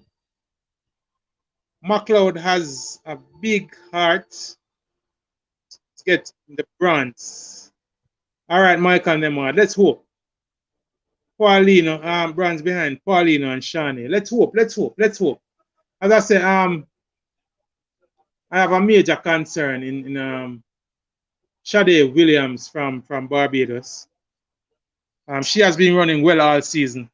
As I said, she has beaten both of our Jamaican ladies earlier in the season. The other Dominican I spoke of was Cofield, not Ophelia, Cofield. It's a tough field, people. It's a really tough field. It's a really, really tough field. It's one of the better lineups I've seen in a 400-meter final. If you ask me, there are no, all of these ladies, all 8 of these ladies that are lined up are pretty tough competitors.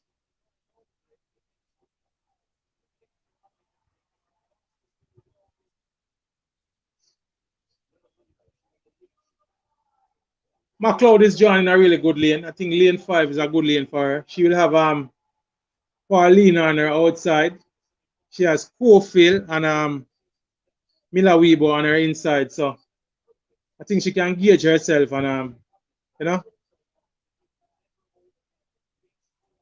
Cofield look like one of those athletes that we have been talking about and having concerns about in terms of that masculine look that these ladies seem to have.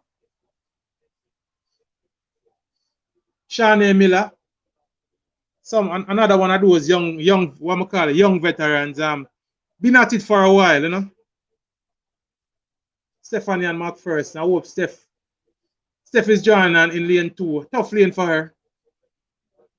And I have the Polish Kalabalinska in lane 1. It's one of the better 400-meter fields, and one of the more competitive fields I've seen in a while at a major championship. It's going to be tough for our Jamaicans, but we are hoping that Candice McLeod, who is our best hope, can pull something up. Let's see how it goes.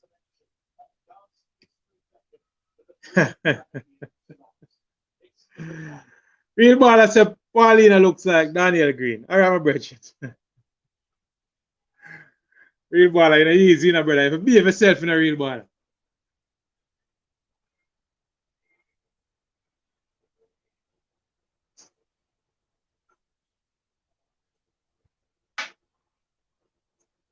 Off and running.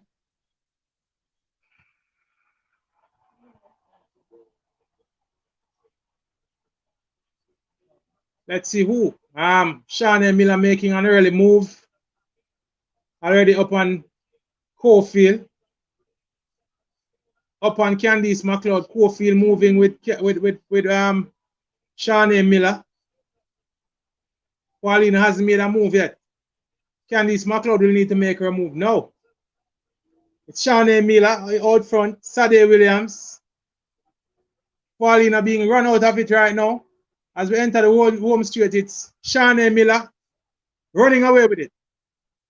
It's tough for our Jamaican ladies, people. Paulina making a move, coming back. But I think she's running for the silver medal. It's Miller Weibo by Akianta, 49-11. Great run by Shanae Miller. Paulina for second. McPherson is actually 5th. And as I suspected, it would be Sade Williams for the third place on the podium. Great run by Miller Weibo. She made her move early. I think Paulina made her move too late and got run out of it, but she has the silver medal to show. Great run by Shanae Miller Weibo. Finally, the world champion. Finally, the world champion in the 400 meters. Great run by Shanae Miller Weibo. We have to give it up. Caribbean connections. I think Paulina left it a little too late. And as a result, I think she was run out of it.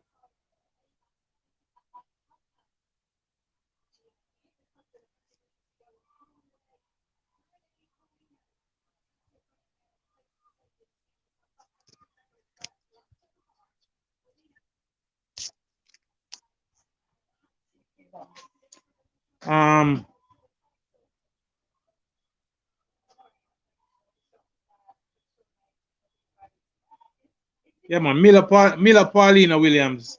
Yeah, Gunners boss. Great run by our Caribbean neighbor. Excellent run by our Caribbean neighbor there. Excellent run by Miller Weaver.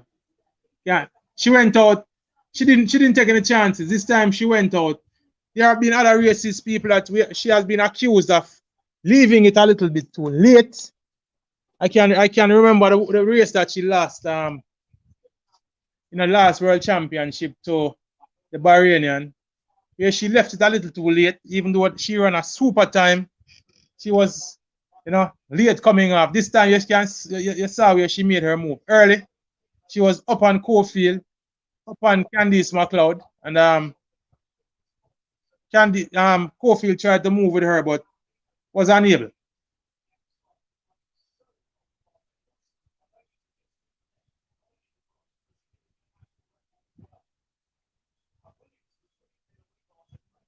Yeah, Sadie Williams, but the Bajans have gotten a medal at these World Championships. A good look for Barbados. We have to give it up for the Caribbean neighbors,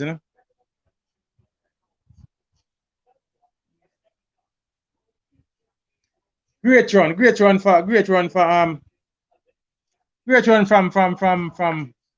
Shanae Miller Weaver. Based on all indications, based on what she said she wants this 400-meter world champ. She has 2 Olympic titles at 400-meter. This is her first in the World Championships. She said she wanted this medal and then she'll be moving down to the 200. So if we are to go by what she said, we should see her contesting the 200 meters next season. And that would mean that she'll be renewing all rivalry with Shericka Jackson. I can remember a couple of those battles with Shericka Jackson from the Carifta days. All right, so it would be very interesting if she does indeed do what she has promised. And so Candice McLeod was 7th. Stephanie and McPherson was 5th. 5th in 50.36. Cleaver from the Netherlands was 4th in 50.33. You see why man tell us Miller Weaver can't lose this, brother? We're leading time. She ran well. I think Paulina made her move a little too late. Sadie Williams actually ran a national record for her bronze medal. For those who don't know, Sadie Williams actually trains at MVP. She's here in Jamaica, so now that's a good look for the Steve Francis camp.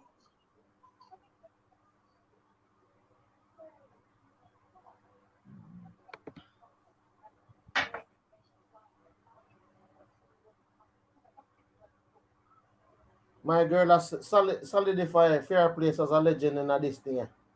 Oh, Shanae Miller Weaver. Mm-hmm. She has, man. She has. I think she had. I think Alisa Felix them bowing out of the thing. It come like it was free reign right now, fair. Well, but you see the kind of times that she have been running, you find hard for anybody. You know that 49.11 is a world lead. Paulina has been looking good all year, but third place person run a national record. Yeah, man, that's Sadie Williams from Barbados. You know, so CC, I want to leave you on to fly solo for a second, you know. Just go and keep it burning for me for another 2 minutes, and I'll be back with you in a little while. See? I'll be back before the men's 400 meter. So let's keep the fire burning for a little while. I'll read some of these comments that we have. Where's the Michael Nemad? Caribbean sweep, yeah. Caribbean sweep for real, Michael Nemad. Dominican Republic, Barbados, and Bahamas. A good look for the Caribbean. And the Caribbean is well represented in the men's race also. We have Kerani James, who is, amongst the favorites. Gunners boss says she ran a would have had perfect Steve race. Gardner, but unfortunately he's not there. Yeah, man, I said we have Christopher Taylor representing for the Caribbean also. You're a real baller. Trinidad has been not as present as we used to seeing them. We are used to seeing them in the men's sprints. We are used to seeing them in the women's sprints. You know, they had, and we are used to seeing them in the 4x1. We haven't seen much from Trinidad. I don't know. Their track and field has fallen off a bit. So, you know, the Dominican Republic has basically picked up where Trinidad has fallen off. Because the Dominican Republic has been representing well at these World Championships. You have Kieran warming up. Gunners boss is asking there's another Miller Weber in the competition. He's in a Gunners boss. I'm looking forward to next year. Miller Weber has promised that if she got this 400-meter World Championship title, then she would be switching to the 200. I'm eagerly looking forward to her renewing old rivalry with Shericka Jackson. For those who don't follow track and field, there was some bitter rivalry at the Carifta level, and Shawnee Miller Weber got the best of those rivalry back then.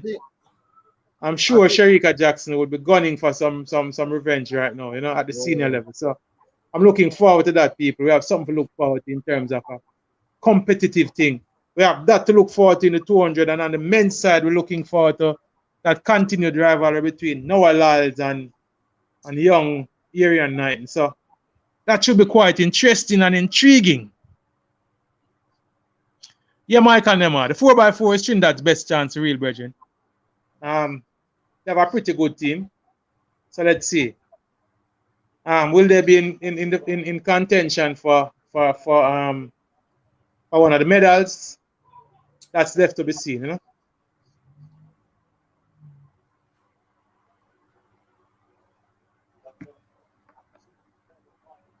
Yeah, man, 2 big races left on the calendar. Sydney McLaughlin, seeing her in the car room, looking focused. Also seeing Femke Ball. That's gonna be a race for the ages. Will the world record be going again in this race? We have Candice McLeod conducting an interview on screen right now. Femke Ball and Dalila Mohammed will be offering some competition for Sydney McLaughlin. Can they contend with her? Can they push her to another world record run? Your guess is as good as mine, ladies and gentlemen. So let's see what's going to happen.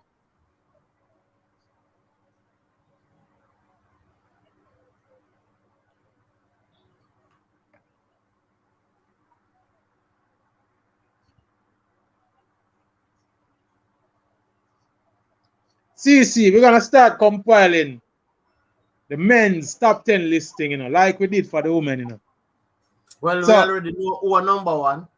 All right, the number one is undisputed. That's the greatest sports person in the history of sport. One thing, you know, before you see that pioneer, I believe because of this race that we had, and even the hurdles, I think Clayton coming up, I think we have a good chance of medaling in the 4x4. The 4x4. The women's 4x4, I'm hoping that they can get a little creative with the lineup. I'm not liking what I've seen from Stacey and Williams. I'm not liking what I've seen from I'm gonna tell you who Cherokee Young. Adele, the 2 girls that made it to the final, that's Steffi. Yeah, those 2. McLeod. I would bring in Tracy, and I would give Rochelle Clayton from the hurdles. With Tracy, Adele Tracy. Yeah. I don't know for 400-meter credentials. I would run Jenny Russell, considering that she. But I have Jenny Russell as well. Yeah, man, we can use Johnny Russell, man. Would use Rochelle Clayton. Yeah, we want to big up to Sean, you know. Sean is bigging up Mannings, man, Pioneer and the other brethren. Saying, but then again, we might get a surprise. Pioneer. What if Miss Lady decides, say, you know what? Come take piece of 4x4 again, you know.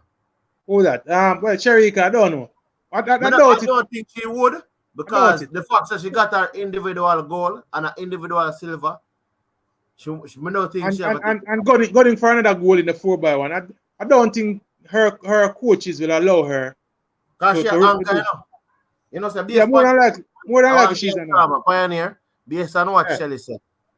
I think the lineup is going to be. I don't know who started, so I'm not going to really get this. Kemba Nelson. All right. It's Kemba to Ilian to Shelly to Sharika. Based on how Shelly is speaking. I wouldn't want to run Ilian on that. For me, CC, and I think that's a mistake we made last year. I put Ilian on the curve, but I think it's Ilian on the curve. I think based on what Shelly is saying, Sharika outside. For me, I am fitting Ilian on that curve. She's not in the last year. She was our fastest runner, and I think that might have influenced the decision to run her on the back stretch. This year, she's obviously not our fastest runner. So, for me, stick her on the curve. She's a 200-meter runner. I want to ask a question, no, Pioneer. Question. Yeah. Why when Fred Curley won his race, I saw them posting the fastest man on the planet. However, when Sharika ran the 200 meter won the race, the post is the second fastest time in ever. No, well, a couple of the commentators actually said she's the fastest woman alive, and that is disputed. The fastest woman alive title is now only given to the 100-meter champion, or the woman who holds the record. And in this case, the fastest woman alive is Ilian Thompson. And if you want to say the fastest woman in the world, I guess that title would go to Shelley, because she's the 100-meter champion. Nicole Sharika will not be running the 4x4. Yeah. She did state in the interview that her final race that's her final. Hold on. Sharika will not be running the 4x4. I figured that. The reason why I ask, is because I tell you, so when they wrote Fred Curley is the fastest man on the planet, I'm like, Fred Curley is not the fastest man on the planet. He's the fastest man. He's the fastest man competing, actively running. Competing, yeah, fastest man competing. That's what, you know why the reason why I bring it up. I think when Ilian ran the record, they were saying the fastest woman alive. So why did you not say the fastest woman on the planet? Because technically that is correct. Yeah. But the thing about it, I find it as strange, because he's not even the fastest American.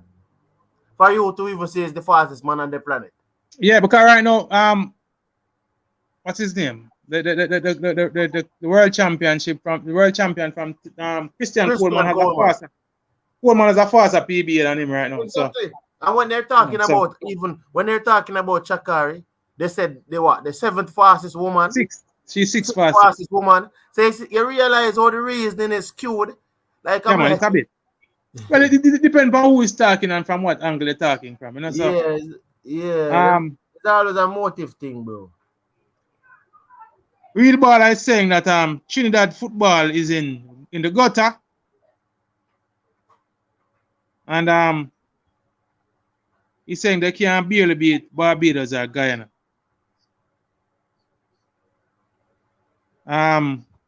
Michael Nemal said the Jamaican woman is the only Caribbean football team. Brown Man Security, big up in a bridge, and welcome forward, He said the same 4 girls who run the relay in the Olympics going to run this relay. I don't agree with the Brown Man Security. I would not use Brianna Williams on that first leg.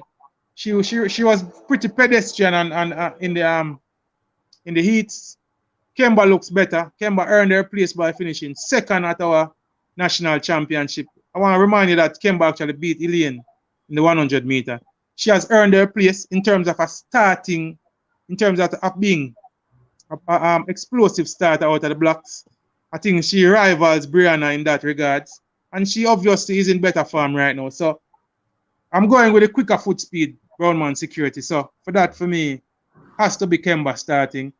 I wasn't really comfortable with the change last year either from Brianna. And of note, we must know that Brianna has not been a part of a Jamaican school system where, you know, like the other lady, she would have been running relays from a young age. Kemba has had that advantage, and she has also been running in college.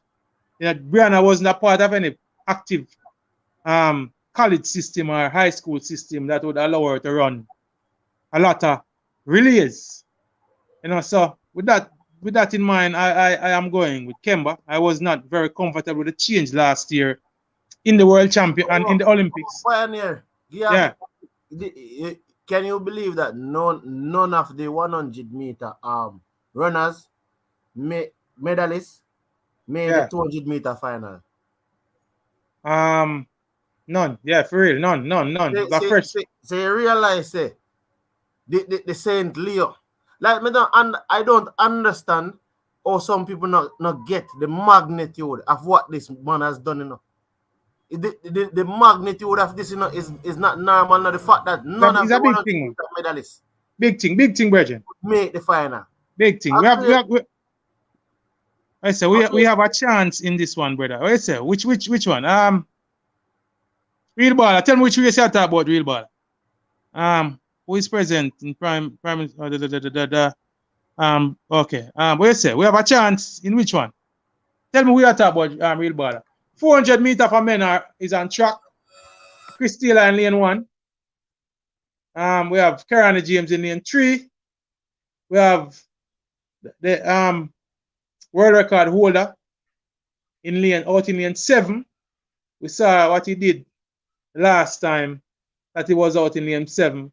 However, the favorite in this race, people, is running out of lane 4, and for me is Michael Norman. He has been in the best shape all season. He's the world leader, and he's on home turf. So let's see. Some people have him as a perennial choker. Let's see how he does in this.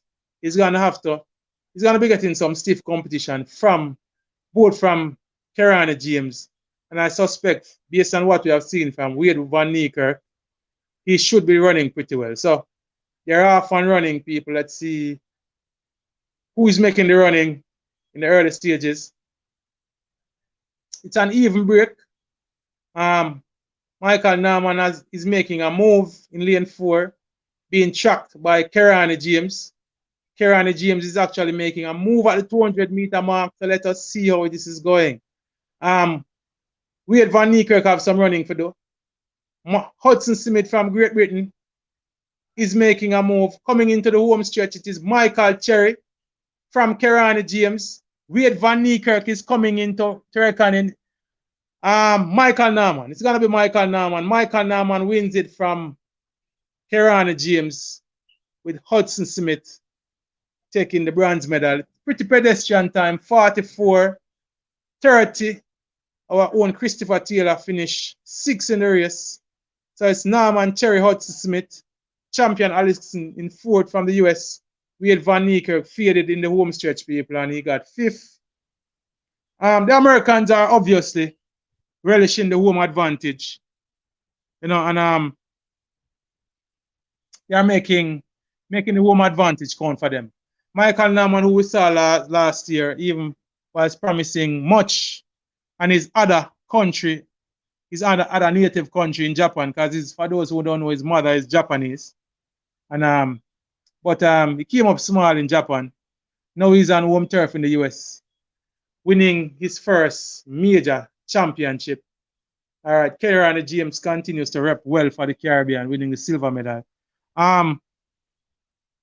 Wayne Evans, welcome forward. You're asking how many medals does Jamaica have? As it stands right now, we are sitting pretty and with 6 medals, 2 gold, 3 silver, and a bronze medal. The 1, 2, 3 we got in the 100-meter. Sherika, the 1, 2 in the 200, and Shanika Richards in the triple jump with that silver medal. Good run by Norman. Kind of a pedestrian time though, 44:30 to win a major championship, considering the quality we have seen in recent times from the 400 meter. Gunners boss Michael Norman wasn't gonna lose this race. He won going away. Yeah man. He has been the farm athlete all season. Gunners boss. Didn't expect anything less from him. On home turf with the home crowd supporting him. It would have been a travesty if he didn't win this one. He's in farm and home turf. If he don't win this, then I wouldn't think that he had any chance of winning any other major title. So it's a good look for the US. Hudson Smith in tears after getting the bronze medal. He has been around for a while, been dear about, and getting it done for Great Britain in these championships, winning the bronze medal behind Michael Norman and Kerani James. But what can we say about Kerani James? Old warrior. Can remember him winning the Olympic title in 2012. He has been around for a while, people. Not a young man by any stretch. We had Van Niekerk fading down the home stretch. Obviously, he's not in top form. A race like this would have been perfect to set up for Wade Van Niekerk in his prime. He would have been sprinting down the home stretch to take the title, but obviously not in that kind of a form. Coming from injury last year, getting injured early in this season, and trying to work his way back. We should see him, barring any other injuries, we should see him, fresh and ready for next season. Good win by Michael Norman, though.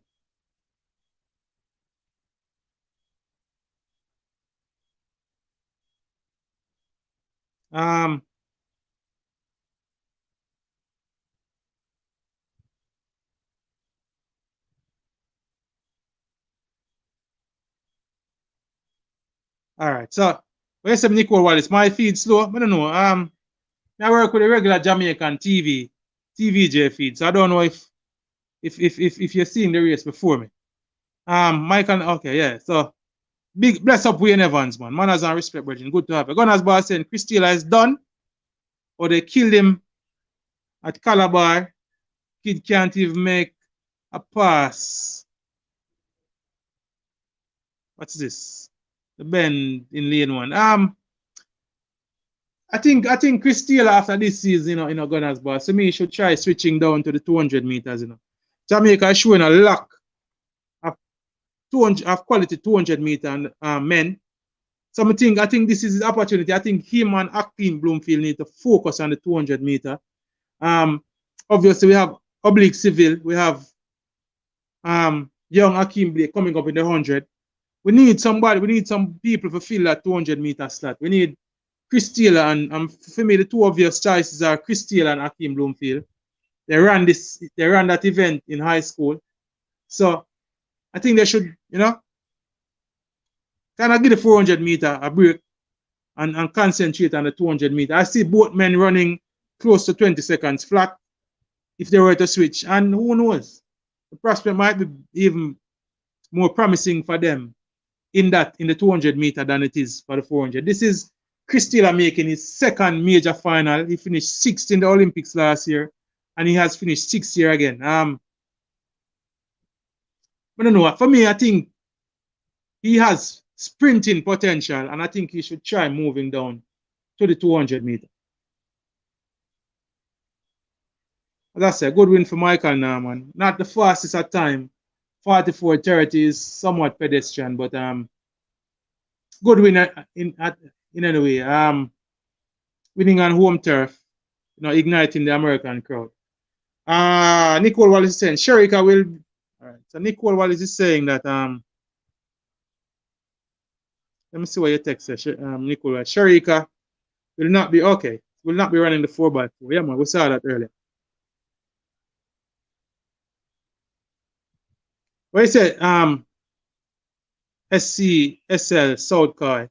He said Chris Taylor was too much of a star in high school. It killed him. He was 7th. He was actually 7th in 45:30. He broke 40 5 for the first time this season in the semifinals, but obviously didn't have anything left for the final. As I said, finals was running what would I consider pedestrian times, considering the quality we have been seeing over the last couple of years. I don't think Chris Taylor is. I wouldn't say we have seen the best of him yet. I think he still has something to offer at the senior level. Yes, he was a child star, did it from primary school, coming through Calabar, did it at the class 3 level, did it in class 2, did it early in the class 1, had some challenges at the end of his class 1 career at Calabar, but has been representing pretty well, I must say, at the senior level. So I'm not willing to write off Chris Taylor yet. I think for me he needs to switch down. Yeah, man. He's making global finals for real. Saying so, I don't for real, Chris Wayne. I wouldn't say he's dead. You know what I say? The fact that he's making global finals is a good look. For me, I think he should try next year and probably for the Olympic year 2024. Try coming down to the 200 meter and see how his fortunes can be. You know, so it's a pioneer. Yeah. When you say come down to the 200, I think that's the thing that I respect that comment. You know why? Yeah. Unlike some persons commenting like you want the athlete to stop the run or commenting on an athlete to retire, them things that I find it as sometimes if you look on and say what Christopher Taylor is doing now is his job. Yeah, man. It's equivalent to his 9 to 5. Basically, it is equivalent to a 9 to 5 that I am doing. You can't tell, but Christopher Taylor, young youth, you know. Yeah, I know, but what I'm trying to say is this pioneer. What me I try to say is this. If me then a job and I realize, boy, I don't know if this is a workout. It's just like me now at 400 meter, I need to pivot and chart a different course in my career. You understand? If it go help me to go forward and reach even a bigger pinnacle. So even though I'm good at something, doesn't necessarily mean that I should stick with it. So in the case of Christopher Taylor, as I said, he's a good 400 meter runner, but he might be a great. He has the potential to be a great 200 meter runner. I agree, CC. So you kind of have to think and pivot and say, oh, all right, because a lot of athletes are doing it, are coming down because they realize, say, oh, I stand a better chance of me. And then Fred did it. Sharika Jackson is doing it. Now we are seeing. Yeah, man. We're seeing the results for those for those athletes. One day they are not. I think Shelley and Fraser Price and Usain Bolt kind of broke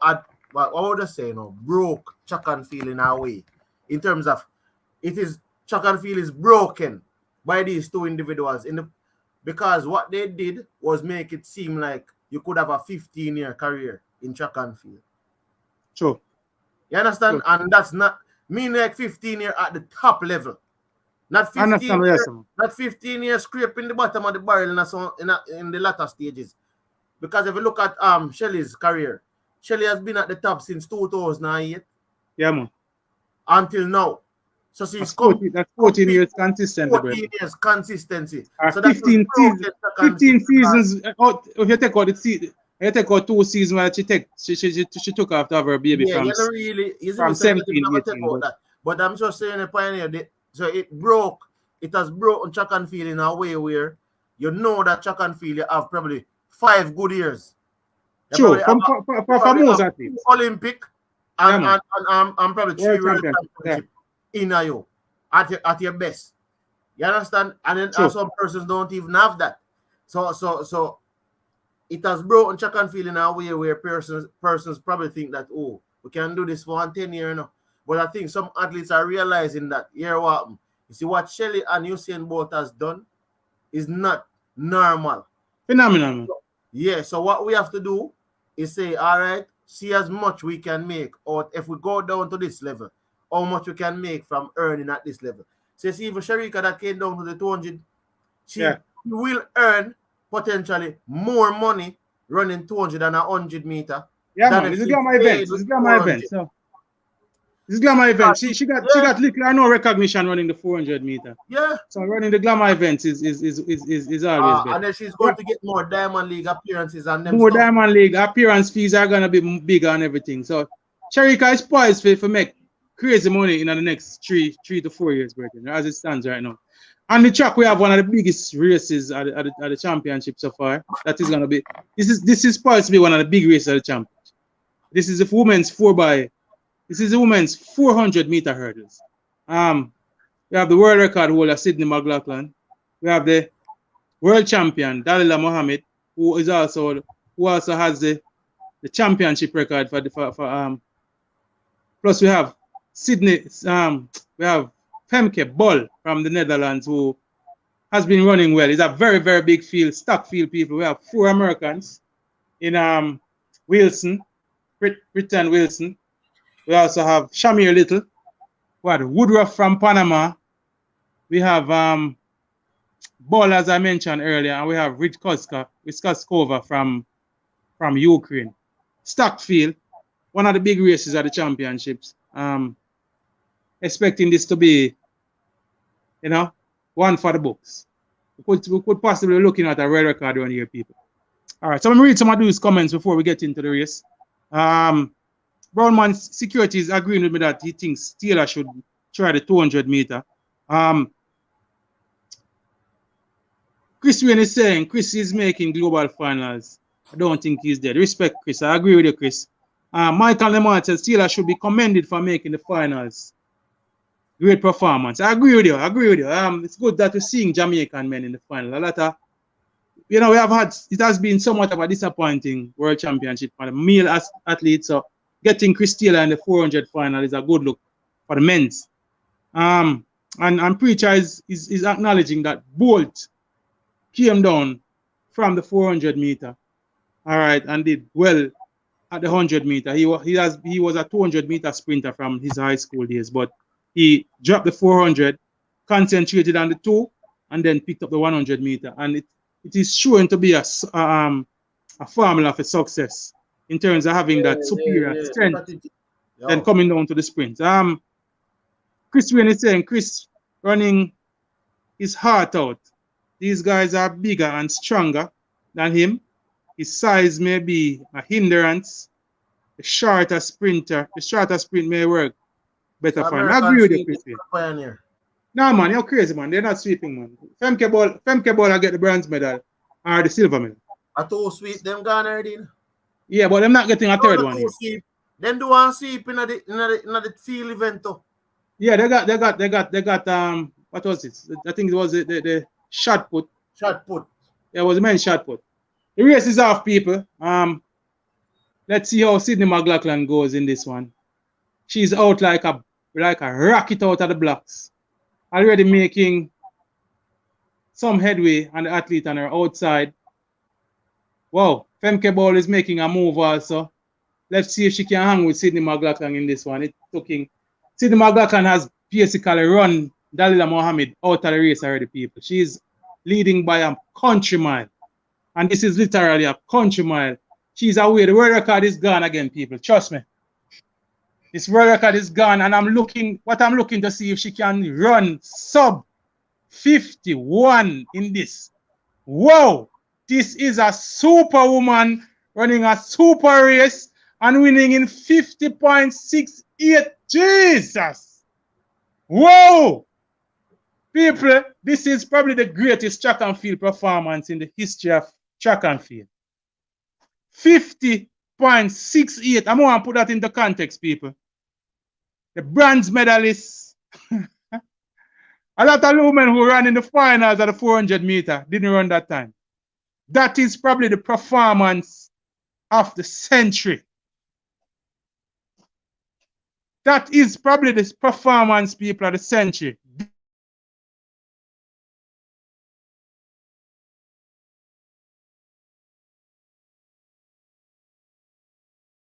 This is Superwoman wearing a metallic cape, people.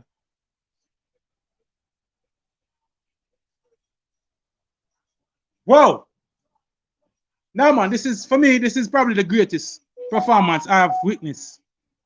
And I've been following track and field for a very, very, very... People were marveling at Warholm running 45.94 last year over hurdles for men. This is 50.68. 45.94 for a 400 meter for a man is not spectacular.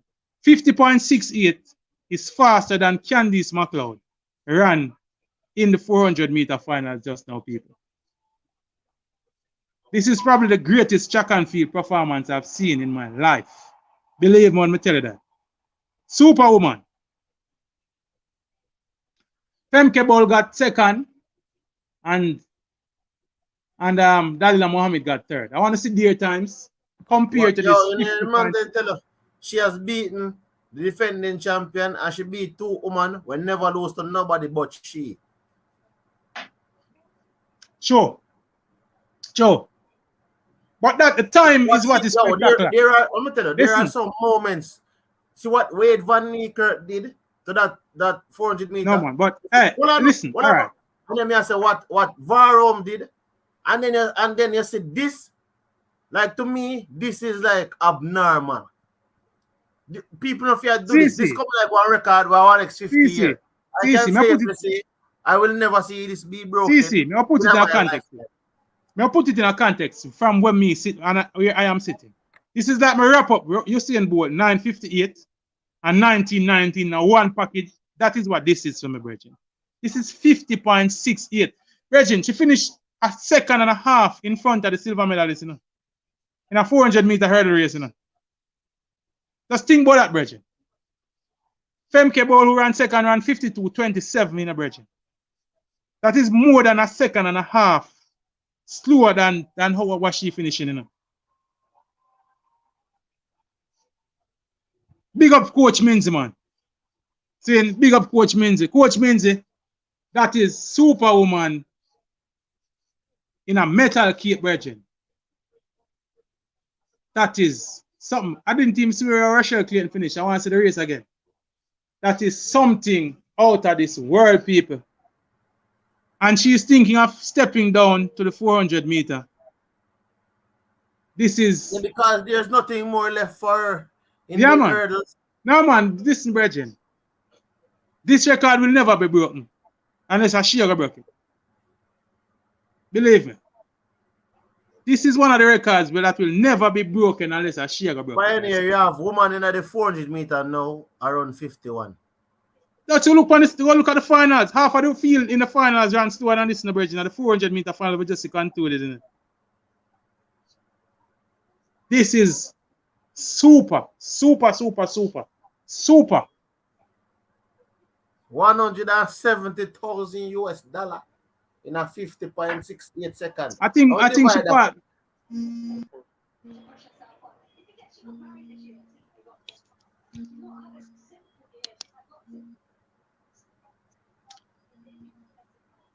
So my girl just run 3,354 US dollar per second. This is not normal something like Simon, but one thing I can say, back-to-back nights, we have experienced some extraterrestrial performances in back-to-back nights. It seems my learned friend on the other side of the stream, Pioneer, has been frozen. I don't know if it has been frozen in fright of what took place just a while ago, but I can tell you it's back-to-back night, man. We have had the extraterrestrial performances. 50.68 is like, well, at one point in time, 51 was like immovable, right? I remember when our very own Melanie ran 52.42 or after that, we thought 51 was like an immovable target. No, to remove the record from 51.41 to 50.68, that's like taking 0.32 plus 0.41, that's 0.73. So that's 0.73. Yo, you know, like between 51.41, it's 0.73. That is exactly what we are going to see. That is exactly what we are going to bridge. That is exactly what we are going to bridge. It's like, boy, out of you, if you never see this bridge, you missed. Sub 50. Hey, Pioneer, sometimes you're wondering. You have to be there. I have to be in this moment to see this. I will say that track is not fast. No, it's not. I'm telling you, it's not necessarily that track is not fast enough. Is the runners that are there and you have to in a certain type of farm at the point in time. Boy, we can't credit it mainly to the track, Mike and no, that's what I'm saying. They can't really go to the track. We can't because all right. The athlete. The 400 meter for men was just run and it was one a pedestrian time. This is Sydney McLaughlin. Reggie, me tell you, listen, her first race she run for the season, CC. The world record was 51.41 that she had set last year. And the first race of the season she ran 51.61, which means she ran easy as Sunday morning. That means she knows she can knock it. Reggie, but it wouldn't have paid her. And she has managed to run almost a second faster right now. This is one of the greatest performances in the history of track and field. Believe me. This is 100,000 plus the 70,000 on the line. If she had broken the record right there, she probably would have decimated to put it to a point where she probably couldn't catch it tonight. You understand? So she has to... Look at it like this, CC. She ran 2.5 seconds faster than Dalila Mohammed, who came third. 2.5 seconds. This is the world champion. This is the world champion and the former record holder now. Saying she ran 2.5 seconds faster than Dalila Mohammed. But the next two, but the crazy thing about it is the second and the third fastest woman. There you go. The second and third fastest woman. She actually beat the third fastest woman by. Decimate them. Virgin. She was running with the clock. Super. Trust me. Yeah. I can't credit it to the track, not Mike and them. This is just a super athlete doing super things. Trust me.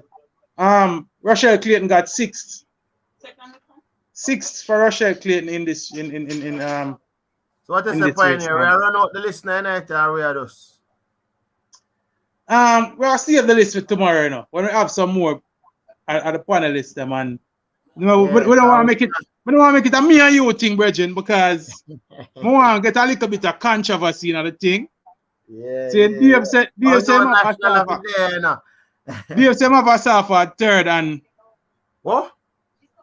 Dave said Asafa at third. Out of you saying I'm not really a track and field fan. So I'm gonna have to make which know what happened. All right. So let me put it away for you. That's controversial. So let me put it away for you Outer East. So I'm break it down for Outer East, who's not a track and field fan. Outer East, we just had a woman running a 400 meter over hurdles, which means she have 10 barriers in the way where she jump over. And the time where she run, rival the times of some of the women at the flat 400 run. Seeing, she beat her nearest competitor by 1.5 seconds. Seeing, and as me said, me find this a little more amazing than even Bolt's 958. That was just a super run, Bridget. Trust me. One world record run after 8 days and the track fast argument come back. I agree with you, Southie. I can't credit this to the track. Saying this is just a super athlete running a super race and getting a super time. So, we have to credit her. We have to credit Sydney McLaughlin, Bridget. This girl she went to the Olympics in 2016 at age 16. So that would make her 22, 23. So she has 16 and it's yeah, man. 6 years. 6 years ago. Yeah. Saying 6 years ago. So that would make her 22 or 23 right now. And right now, the future is bright. She's thinking about switching. What she don't have nothing else to do for her. She's the Olympic champion. She's the world champion. She has broken the world record 4 times in this event. I think it's time for she move on to something else. I would love to see her in a showdown with Shanae Miller-Weeb over 400 meter and possibly a thing more. A come down from 800 meter to that would be a spectacular showdown. So she has actually said that if and when she won this title and broke the world record again, she was going to be moving to the 400 meter. I'm hoping that is sooner than later, brother. I would love to see her next year in the 400 meter. So I said I had a level of excitement to the event next year, So running against people like Paulina. We have the 400 meter medal ceremony and right now. I love to see her running against some of these ladies. Paulino and Shanae Miller, Weibo and Sadie Williams. Like I say, I would love to see a thing more moving down to the 400 meter and being a part of that mixture. So 49.60 for Paulino for the silver medal. Shanae Miller winning her first world championship title. Double Olympic champion, now world champion. Setting her cementing her legacy. By the way, cementing her legacy. Think about this Pioneer? What do you think about this? Like how them have Arthur Whitten Drive and them thing them. I don't know if them have something named Herb McKinley. But you know some things say full time we renounce some of them name, yeah. Our parish name Chilani. Parish definitely but we don't have to renounce them. We don't have to take away glory from Arthur Whitten to give it to. We have enough streets in Jamaica. Arthur Whitten not talking, I am saying we have Arthur Whitten Drive, but I'm saying renounce the parish name. Somebody say parish of Chilani. Right now, I feel like if you name the parish of Usain St. Leo both. That's a little strange. Name it parish St. Leo. Are you the capital name St. Leo? Michael Nemanda said Sydney, if pressured, can run sub 50. Sub 15, in the hurdles, Michael Nemanda talk about the 400. As sub 15 in the hurdles would be almost out of this world. But boy, that was a super run. That one there. I was expecting the world record, Bridging. I mean, I give her a chance at running sub 51, because I mentioned it in the commentary. But I was more looking for 50.95, 50.98. But to run 50.68 is more than special. See? It's a special performance. We could look at renaming parishes after athletes. I think that might be a little stretch, so you see. I think we probably can look at naming some of the major attractions, naming some of the major streets. Man. Yeah, man, what me advocate for is we take back some of these streets from some of these politicians who are trying name, who are use public funds to build things to name it after themselves. Exactly. I think this is where we need to start get the glory to our athletes and our sports people. Name on football and name on them people who forgive it. Right now. Yeah, man, the people who are bringing glory. No, but Gunners boss, hold on. Sacrifice to give glory. You might ask Bomi Asinat, but Gunners boss. You know what the parish of Clarendon is a man named Governor Clarendon? So, no, I'm just saying, Pioneer, some of the parishes are named after people who conquer. You're right, no, Virgin. But I think the process to change the name of a parish might be a little more, because we're talking about a lot of ramifications in terms of addresses and whatever. So I think the process to change the name of a parish might be a little more hectic than for change a street or for change as Gunners Barter suggests a town square. I think it's time. For example, the highways. I don't know why we have the highways named after politicians. These people use the money for bill, put in infrastructure, and then I have a scheme in my era right now where a bill where Ed Bartlett thought it prudent for name after himself, called Edmund Court. I understand. It's almost like these people want to bring glory unto themselves and force us to accept that. I find it distasteful. See, and I think if we give glory, we should give glory to people like doctors and athletes and people who people in the civil service and people who would have gone above and beyond for bring Jamaica glory. Not these politicians. What I think is the problem, Pioneer, I never said this before because you know what I think is the problem, Pioneer, when this politician them give themselves this kind of glory, is because of the back in the days when certain persons would have gotten it as a pioneer, but these persons it was kind of different in the time of Buster, or Norman, or those persons. So it was kind of different, right? It's not like these politicians now are fighting for anything. It's not like they were trying to fight for freedom, or even so, they're not trying to fight to make the country a republic or anything of the sort. But so what you're saying is not wrong. Like, why are there names on buildings and all these things? So decades after now, we have immortalized the politicians, but our athletes are what? Not. And the next athlete too.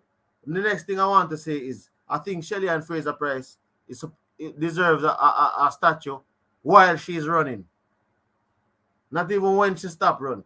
Put up her statue right now. Unless you don't want it, put her statue up out of the stadium right now. And for further clarity, Shelly, Bolt, no athlete must pay for going to the stadium unless they want to. That is how me feel. But we have to do something. Right now, all of the streets leading to the National Stadium must be named after the athlete them and some sports personalities. So instead of you have certain drive, you have the Usain Bolt drive, the Shelley and Fraser Avenue. You understand? Those are the things that I think we should be going forward, going towards.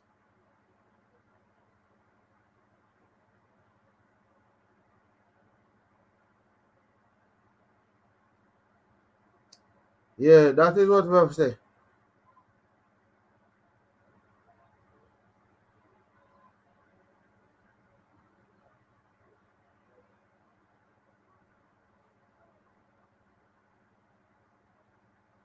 That is what I would say we should say. But Gunners boss, story for another day. But yeah man, right now we need even a place to become even the Stephen Francis Street. the Stephen Francis Street. Or even one of the in the stadium, the Stephen Francis wing. Something we have to be starting to recognize the people who put the country on the map. People who have put the country on the map. We cannot be out here recognizing politicians and all these people, right? If we recognize these people who put the country on the map, when you go overseas, persons will say to you, do you know Usain Bolt? Do you know Shelley and Fraser Price? Do you know, Bob Marley? You're from the country of Bob Marley, Shelley. Usain, these people are the ones who put Jamaica on the map. Steve Francis, Shelley and Fraser Price, Elaine Thompson era. Usain St. Leo Bolt. Again, when I say there's a lot of these persons that I think it deserve the recognition, right? Even the street leading up to Sherwood Content, rename the street, the Usain Bolt Street or something of the sort. Rename these streets, right? So when somebody comes to Jamaica, they know that they're driving on the Usain Bolt Street and everything. You understand? Yeah, that's what I'm saying, Wayne Evans. I'm saying to you that if we rename our streets and even put up like there are certain walls or stuff and going certain murals. So we have the murals of our athletes in and around the country.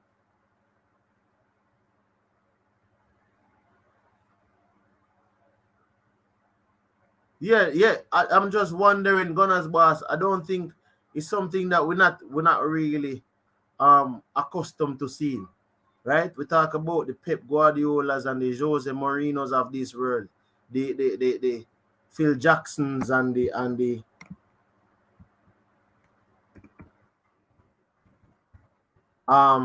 then to people, as I say, we have 5 minutes left to go on the show. Thank you for coming tonight, and this has been I Am Sure Sports. Pioneer was the host. I am CC, and thank you guys for coming. Remember to hit that like button, subscribe, and share.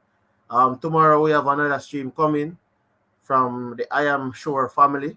So remember to hit that like button, and we have 5 minutes, and now I think it's 4 minutes to go. Yeah, but what I'm thinking that, yeah, man, like the stream up, like up the stream, people. Yeah, so I'm thinking that that's where I think we should go. we have too much athletes and stuff that rename the streets, man. Paint the streets. I was listening to you while I was off. CC. I agree with you 100%, my brother. I am fully in agreement with what you said, CC.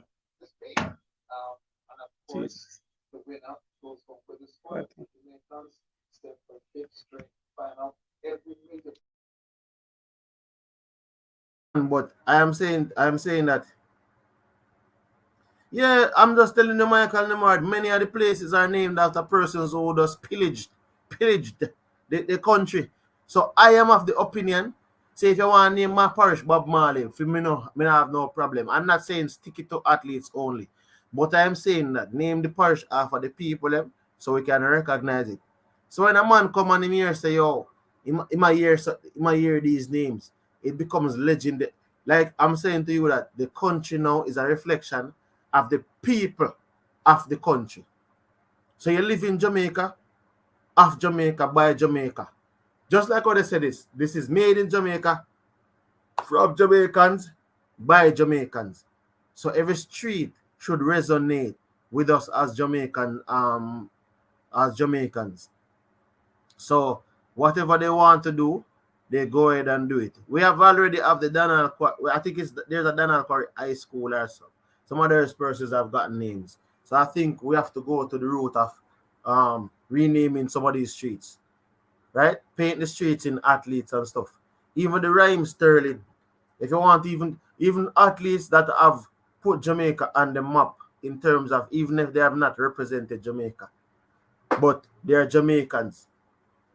You understand? We have to start recognizing, feeling that vibe. Too many times we have Saint Elizabeth, we have Clarendon, we have all kind of stuff that are we have a lot of stuff that are colonial based. So it's full time. I think we are in the 21st century.